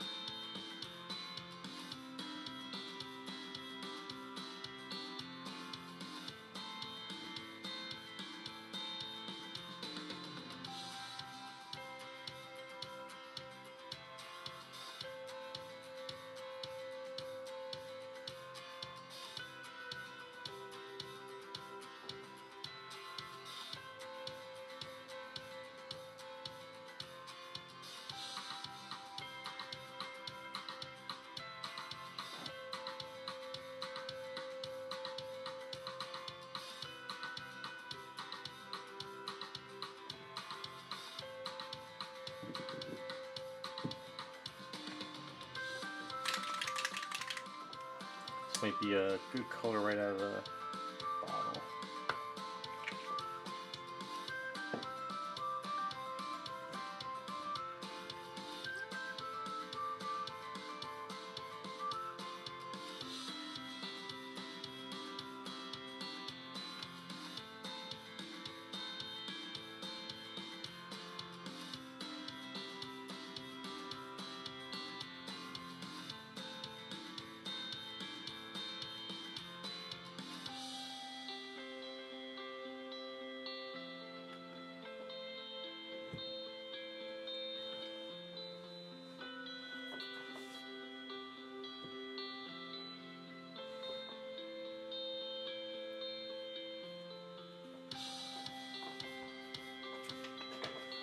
I think the gray is the one that might have dried out on me. I think this was Bugs' gray. I think this dried out.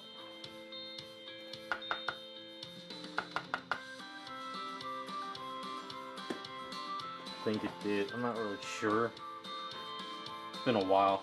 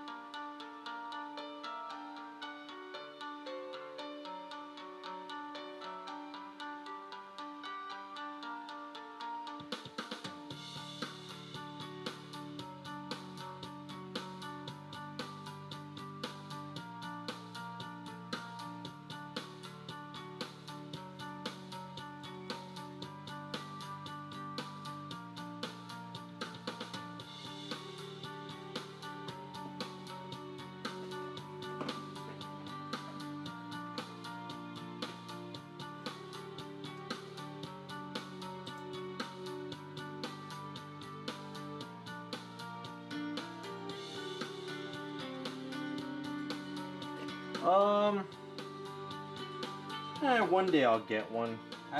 I'm in no like rush to get or run out and get a 3D printer right now.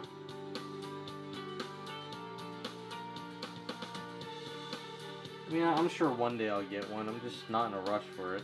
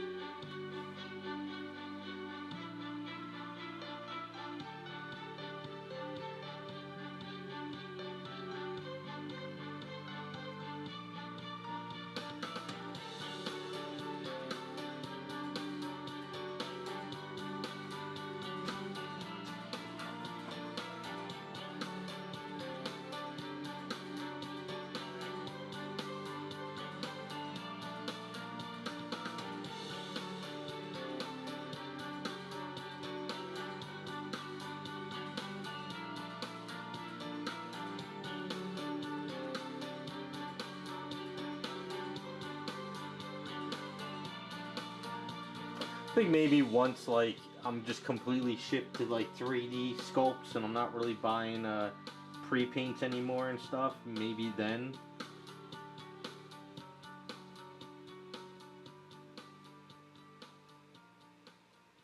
I don't know, not really into ready to do it right now.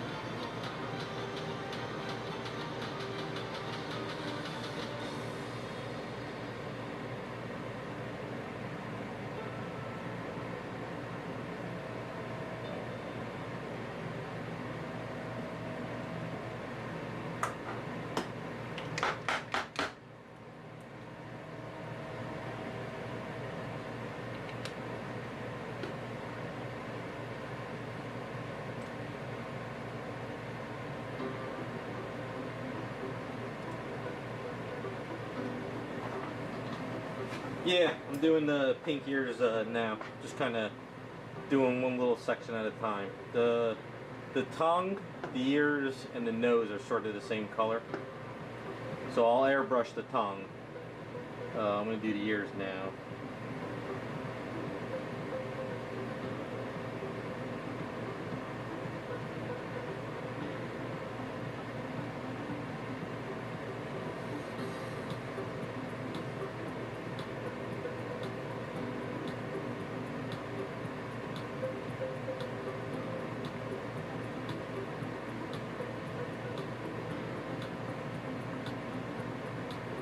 I had to find a picture online where he had his mouth open. Some of them are just a red inside, some of them have a deeper black,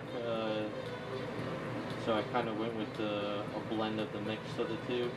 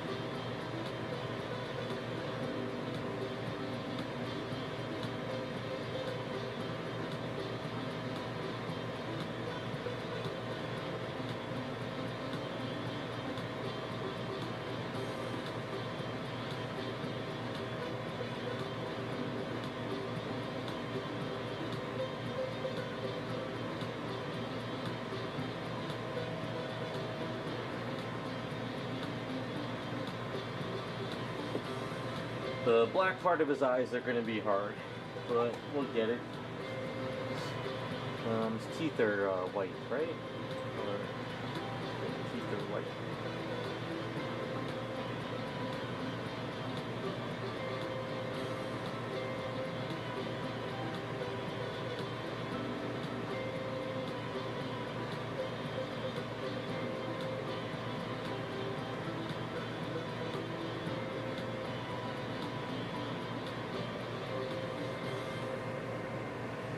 They're split down the center.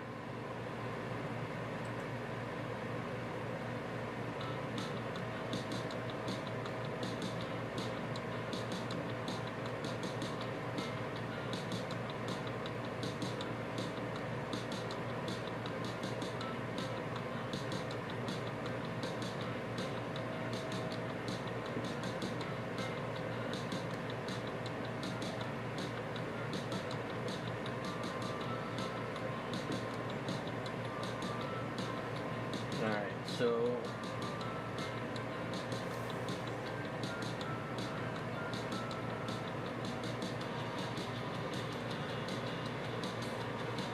I think we'll do the big eyes instead of the little ones.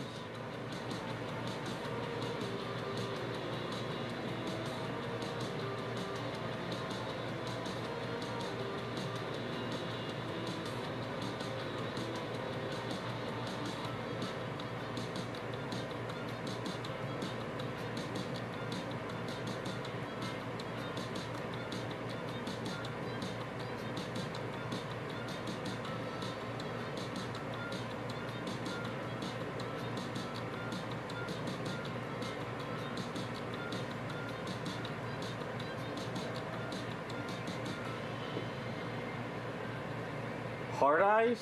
I could try to pull that off.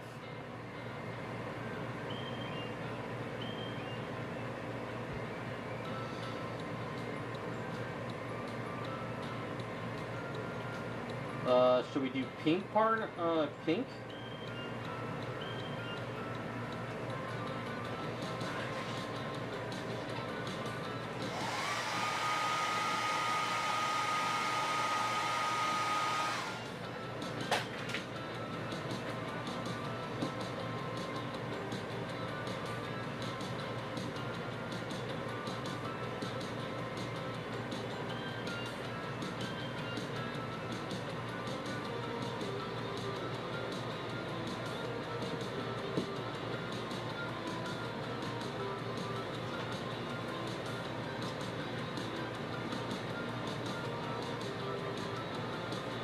Let's let that dry a bit. We'll paint up the tongue real quick.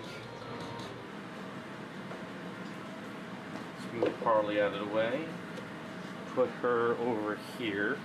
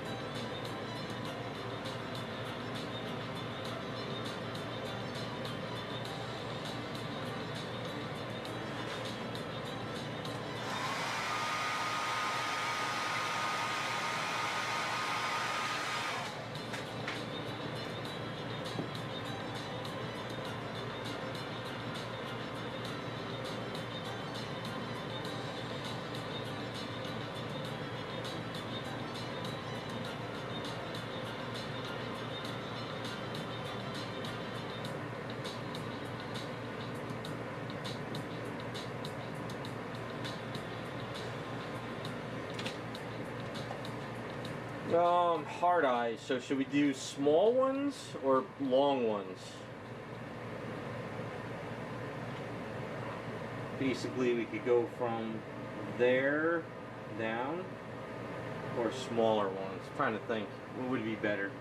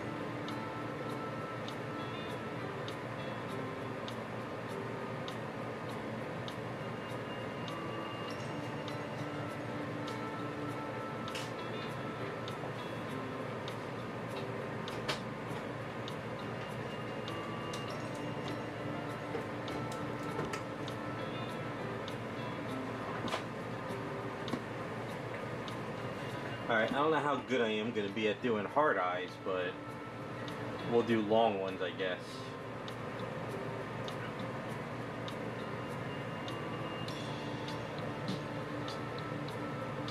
So if we do a hard eye, I guess here, here,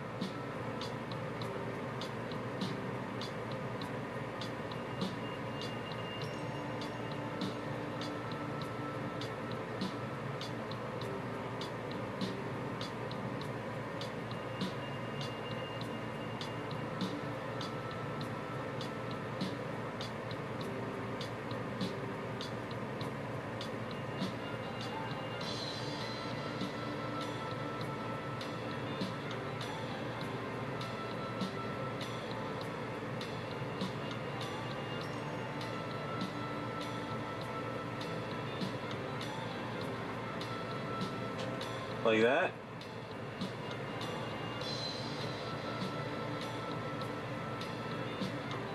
I figure if I'm going to do hard, it should be pink as well, not black eyes.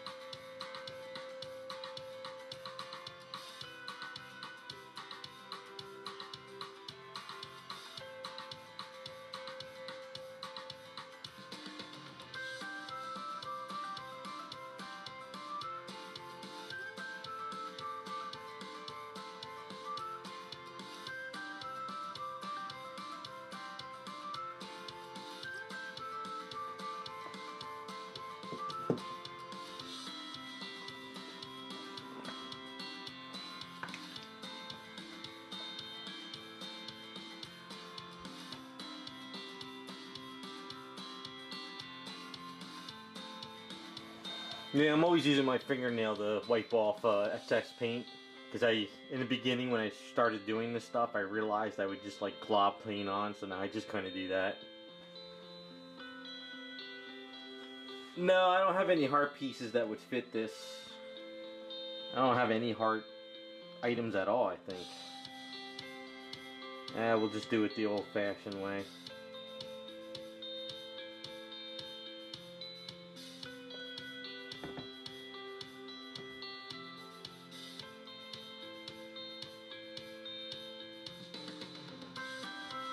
I think that looks pretty good though. Right?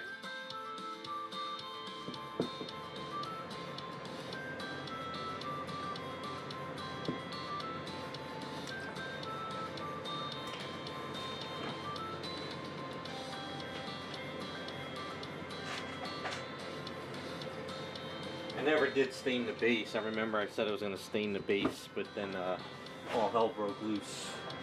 But I think he'll fit pretty well in here now.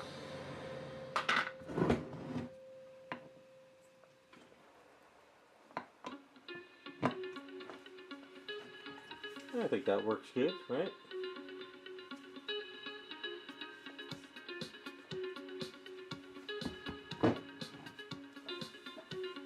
you guys don't like it, blame Raccoon. That's what we're gonna do. We're gonna start blaming everyone else. I think all I need to do is just seal them now. Not the perfect eyes, but it works.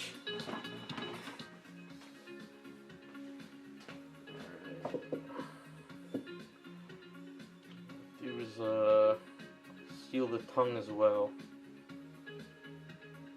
Tongue's got a little tiny hole in the front. I'm gonna patch the hole.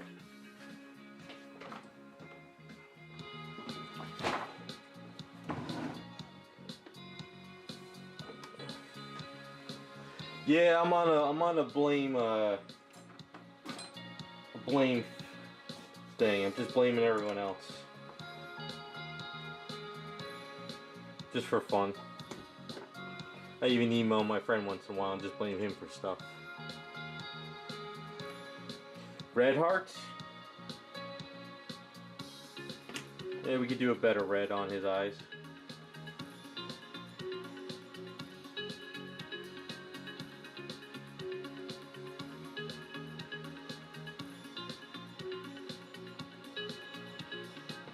Let that dry a bit.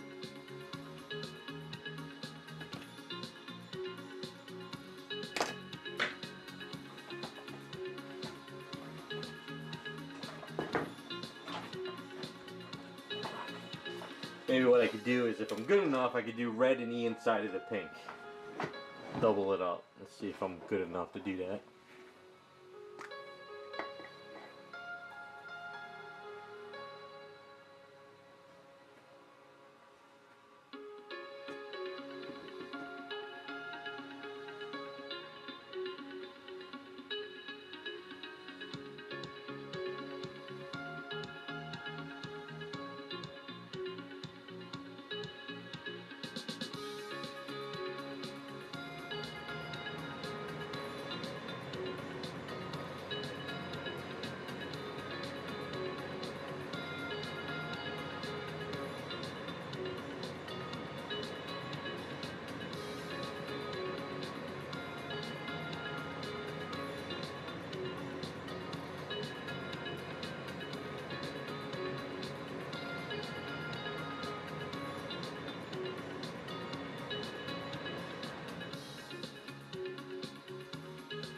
It's hard to see it, but it's there.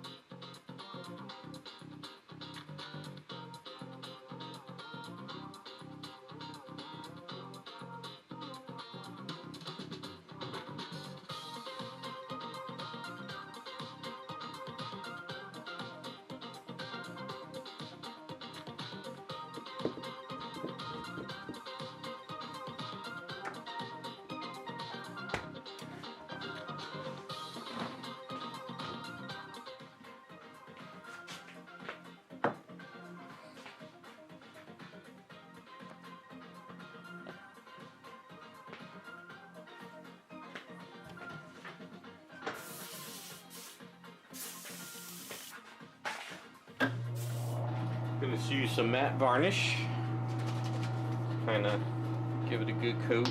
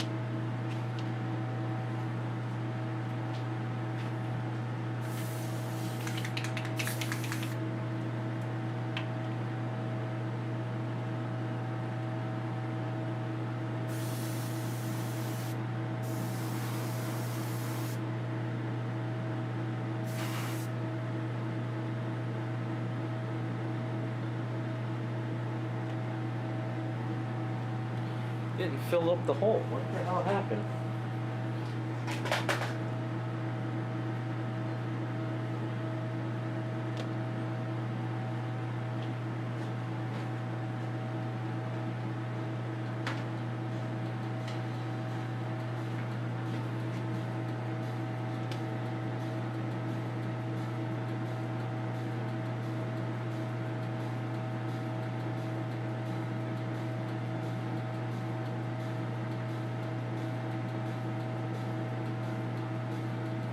Alright, gotta let that dry a bit.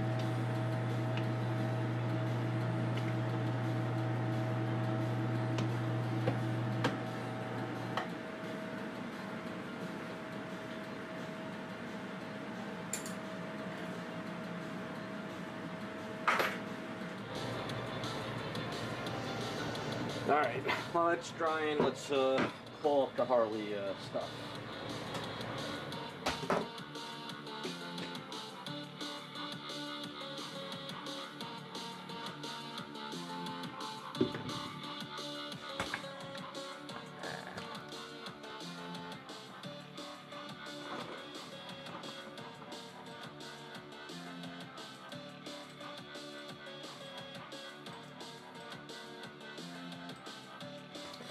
That's also right. I have 7 of 9 is finished. I have to do the video of that and everything. So I got to get 7 of 9 all set up.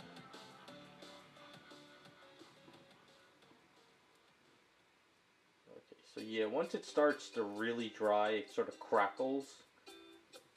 So that's why whenever I pull this off, I pull it backwards and let the silly putty sort of pull it in. Because if you pull it straight out, it might flake down.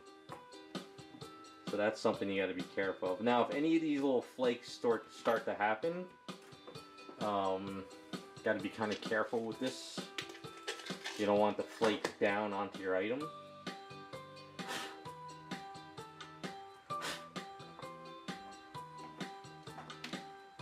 Sometimes it's better just to let the flakes dry for the night and do it the next day.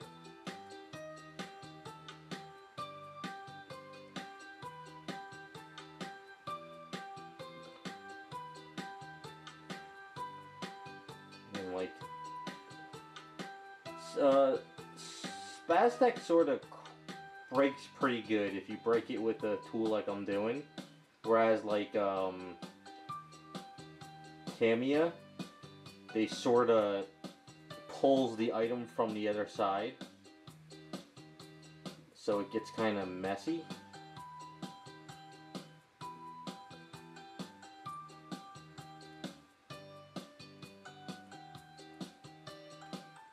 Any silly putty that's stuck in the crevices is not an issue. You can kind of see it's sort of stuck in there. That'll come out. Whoops. I'll put that on.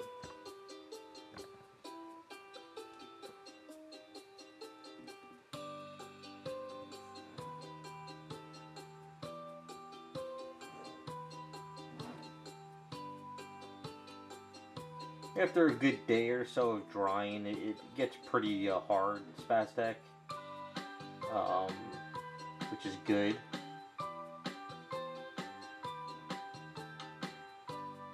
You definitely want it to dry up before you do like a clear coat.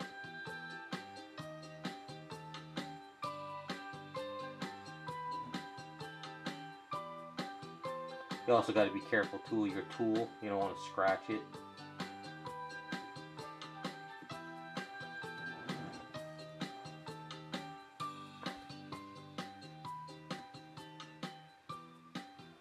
Yeah, like I said, so far Spaztec Red Candy Coat is sort of the best red I've found to do this.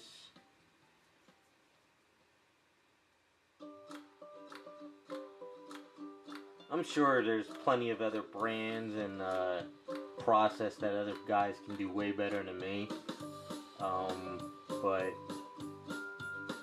like I said, car paints are probably your best bet.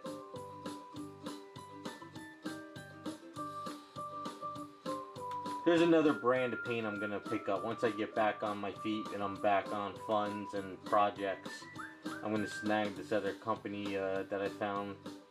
I'm going to try their paints.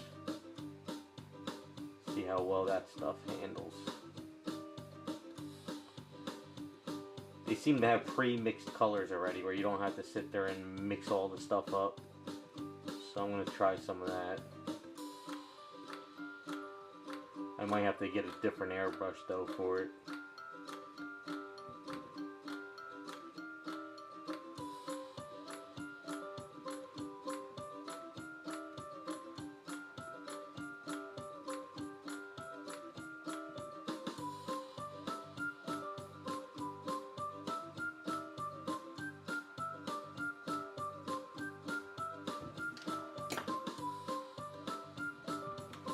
And just kind of roll it up. Just roll it away from your item. Make sure none of those flakes come out.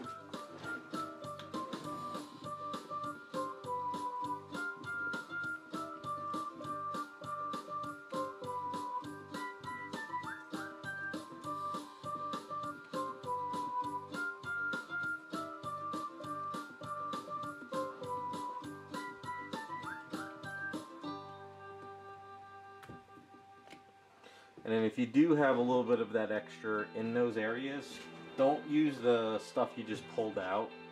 Go over here and get like a fresh batch of silly putty, you know, kind of in here. And then you can slowly pull this stuff out. Especially like the next day, it's kind of easier when it's dried up a little bit better.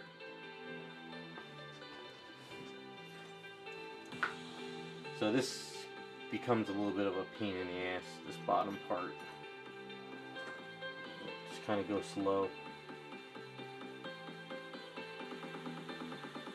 Now I have sort of nicked this in the past with Spaztex, and you can sort of go back in with some of that silver and then hit it with red again, and you can sort of blend it out to a point.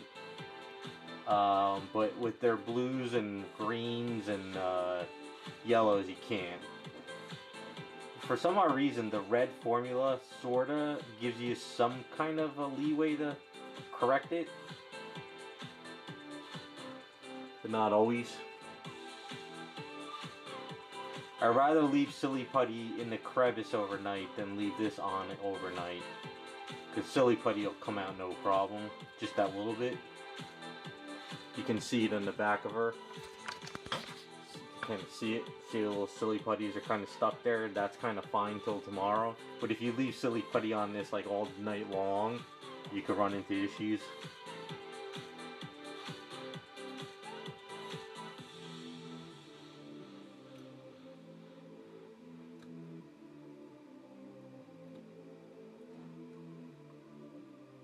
Now I'm saying because at night, because you know, I'm kind of getting closer to the end of the day. But if you did this in the morning and then you went for lunch, you know, and you came back later in the day and stuff, then you could probably pull it out no problem. I'm just thinking about where I'm at now with my time of the day.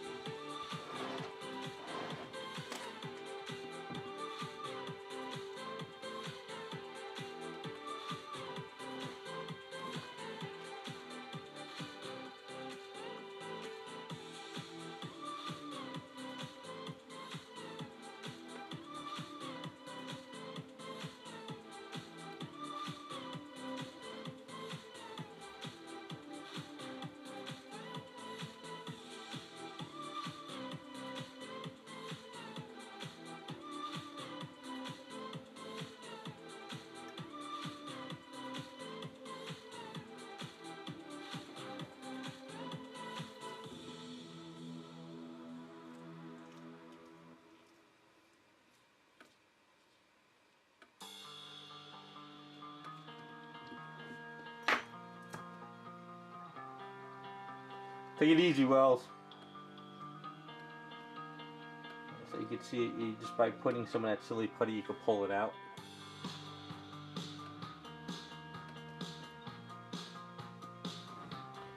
But if your paint is wet and you squeeze that silly putty on there, you can kind of ruin it.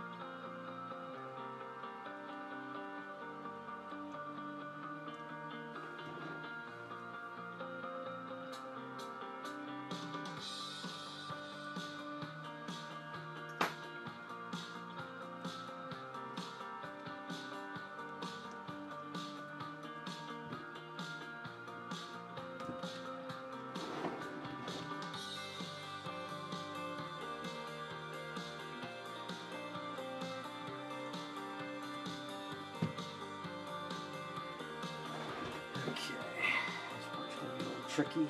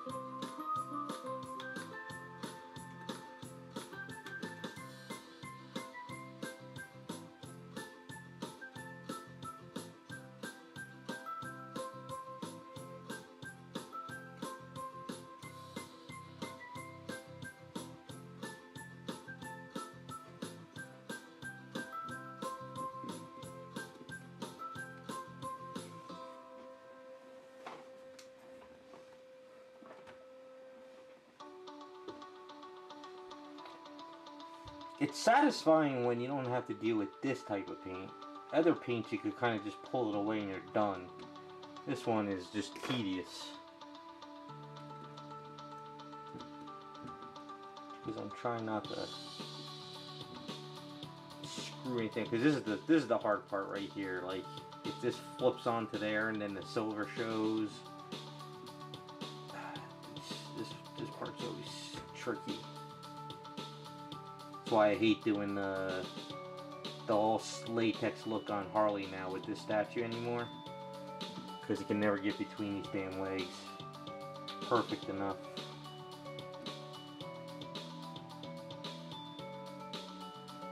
It's really, really tricky.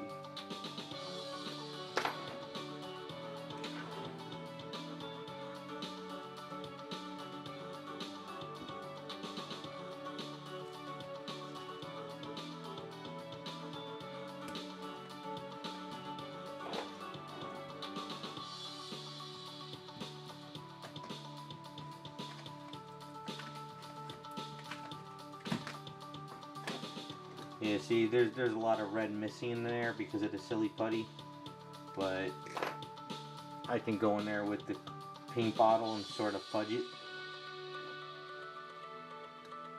It's just, there's nothing really, it's just a nightmare to try to make it perfect every time. Sometimes just putting some solid red paint and then the clear red on top of it's the better choice. Instead of trying to do silver and then a clear red and then mess it all up. It's so between the leg, it's just, there's only so much you can do.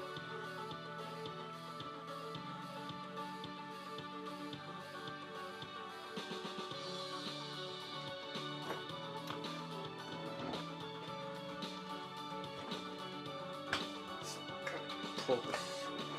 If I can get the camera down.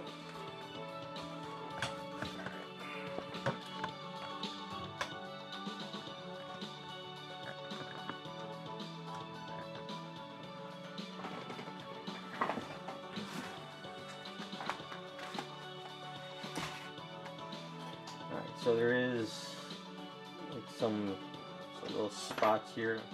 I don't know if that's from the putty or, yeah, it's just some paint stuff there. And this.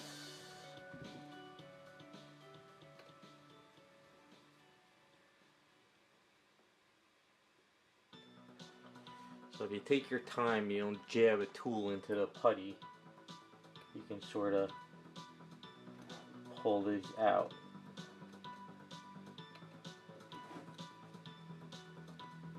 Now what I'll probably have to do is get in there with a black brush, sort of clean it, because if you take your piece, the silver's showing kinda.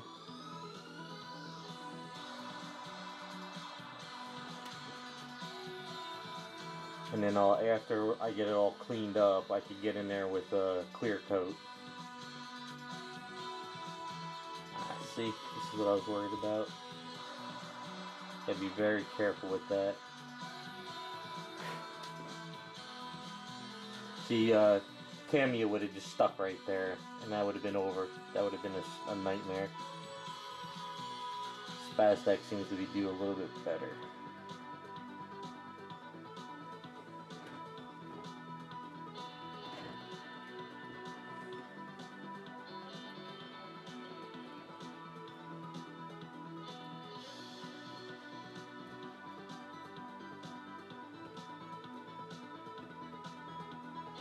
Sometimes it's better just to use silly putty on silly putty instead of jabbing a tool in there. So it sort of just kind of grabs it and pulls it.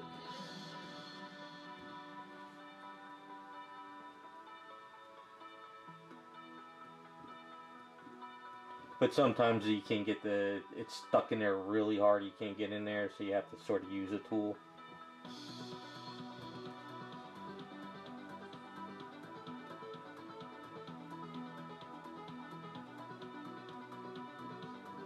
Yeah, but I'll have to get in there with a black paint, sort of clean it up a bit.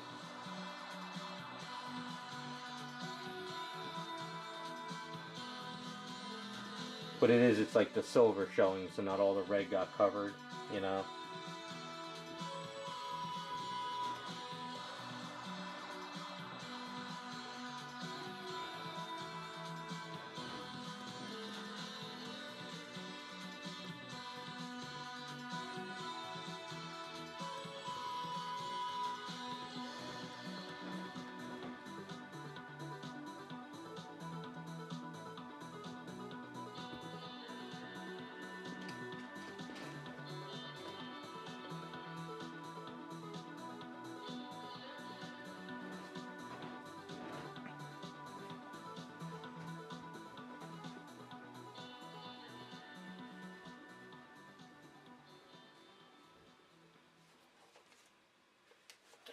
No. If you start melting the silly putty, what'll happen is it sort of starts sinking into the crevice deeper. So it's better to have the silly putty not melted but not frozen. It's kind of in that mid grade. Just enough so it kind of squeezes in but pulls it out. If you have it really, like if the studio is hot and the silly putty's like melting with the blow dryer, it just starts going into the crevices even more.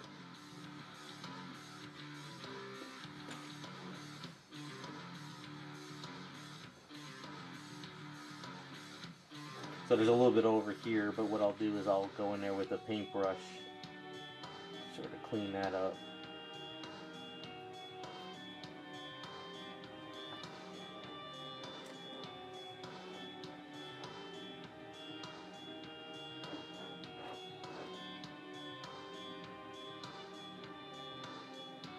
Yeah, see, they're like, so there over here is like a little flake, and it's not breaking right here on her. So you gotta sort of cut it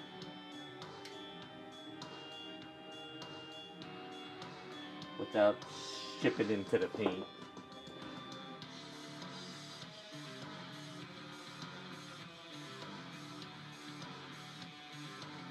But yeah, I'll definitely get in there tomorrow and do a better job of cleaning up the edges.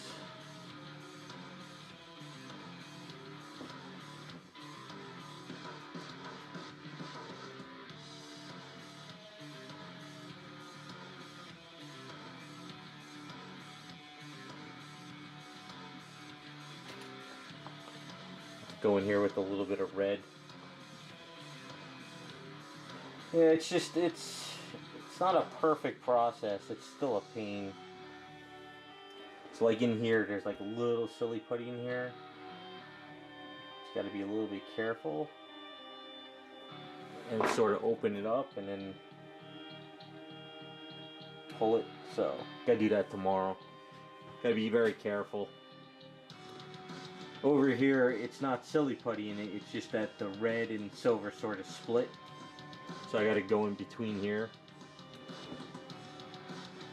Yeah, between the legs they come out perfect, and I figured it would, and it's not really, and this is kind of like flaking.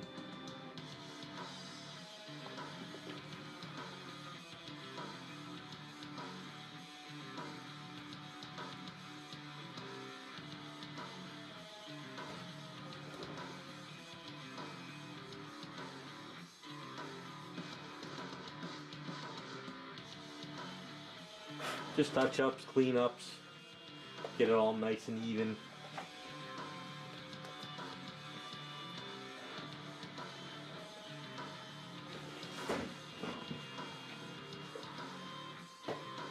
I got it still sand down that one rod that goes in our left hand.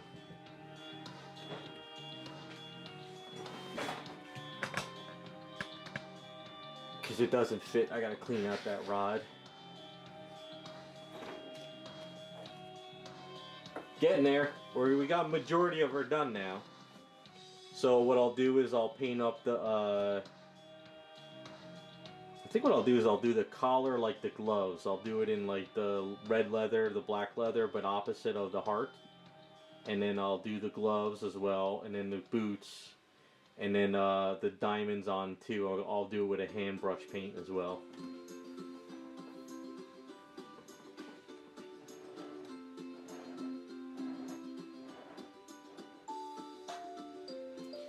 Booty pops out of that pretty well.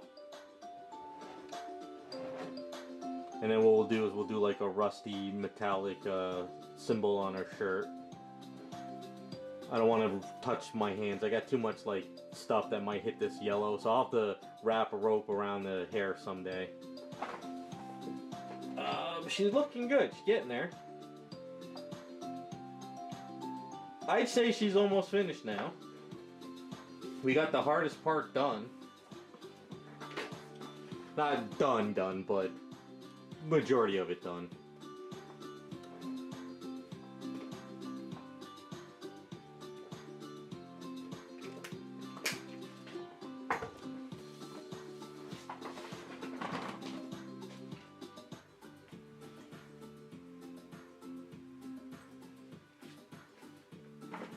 Alright, let's see if this tongue is filled up. Where did I put the sandpaper? Man, I gotta clean this studio. It's a mess. It's an absolute mess.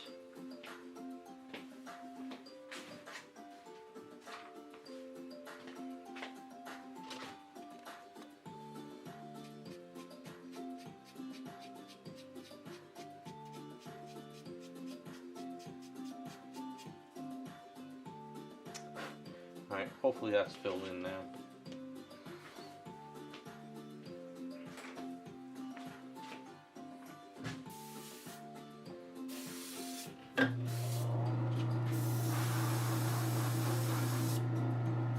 Yep. Got it.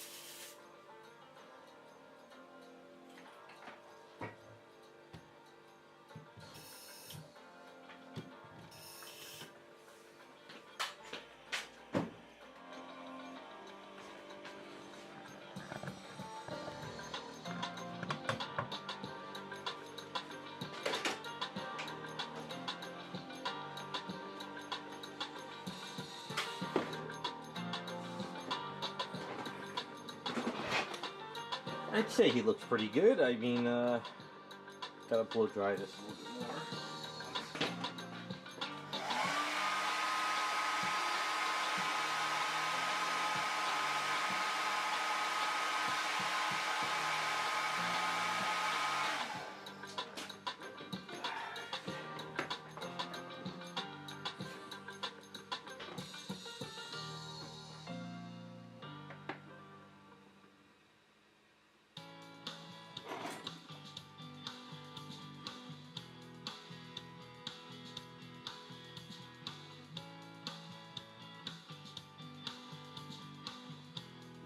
I think that looks good.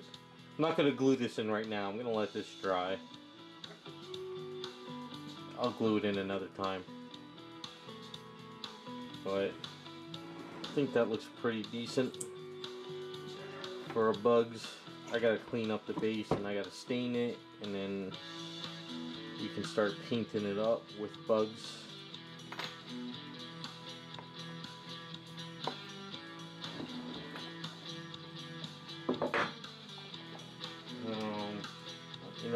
can put her in the base.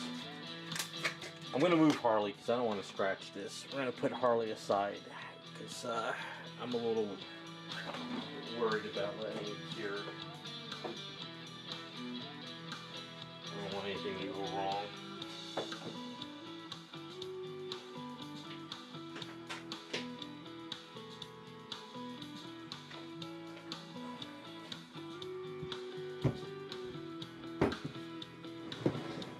Alright, so Bugs has got the perfect angle.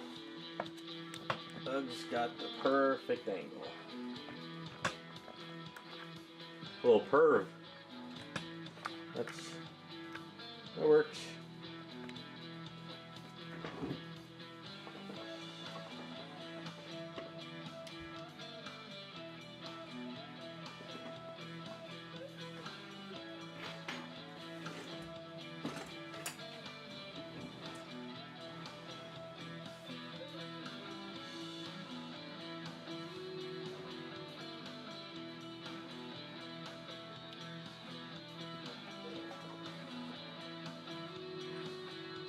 Yeah, Bugs has definitely got the best seat. So she got a little tail. She got a booty. And I got the basketball idea, because we'll put the basketball in at the very end and I'll have to seam up her glove. It's the best way of doing that. But yeah, I think she should be ready by next week. I keep saying every week, but I didn't realize how much problem she had. But this calf muscle, and then around her waist, get all that cleaned up, finish up these little patches, and she should be ready to go for paint at least. Yeah, Bugs worked out pretty good. It was a good decision to put him there.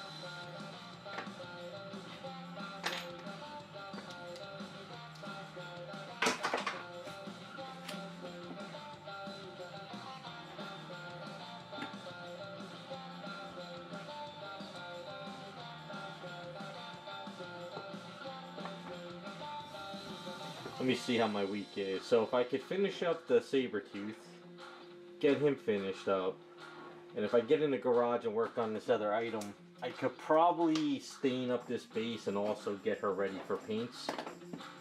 I think I got the stain in the garage still. I mean, she's really not that complex. Once the skin tone is done, it's just a matter of doing white outfit, white shoes, and, you know, blonde hair. I mean, and then the logo. She's not complex to paint. It was just that I chopped her up so much that there's a lot of issues from Power Girl to this. So getting there, slowly getting there.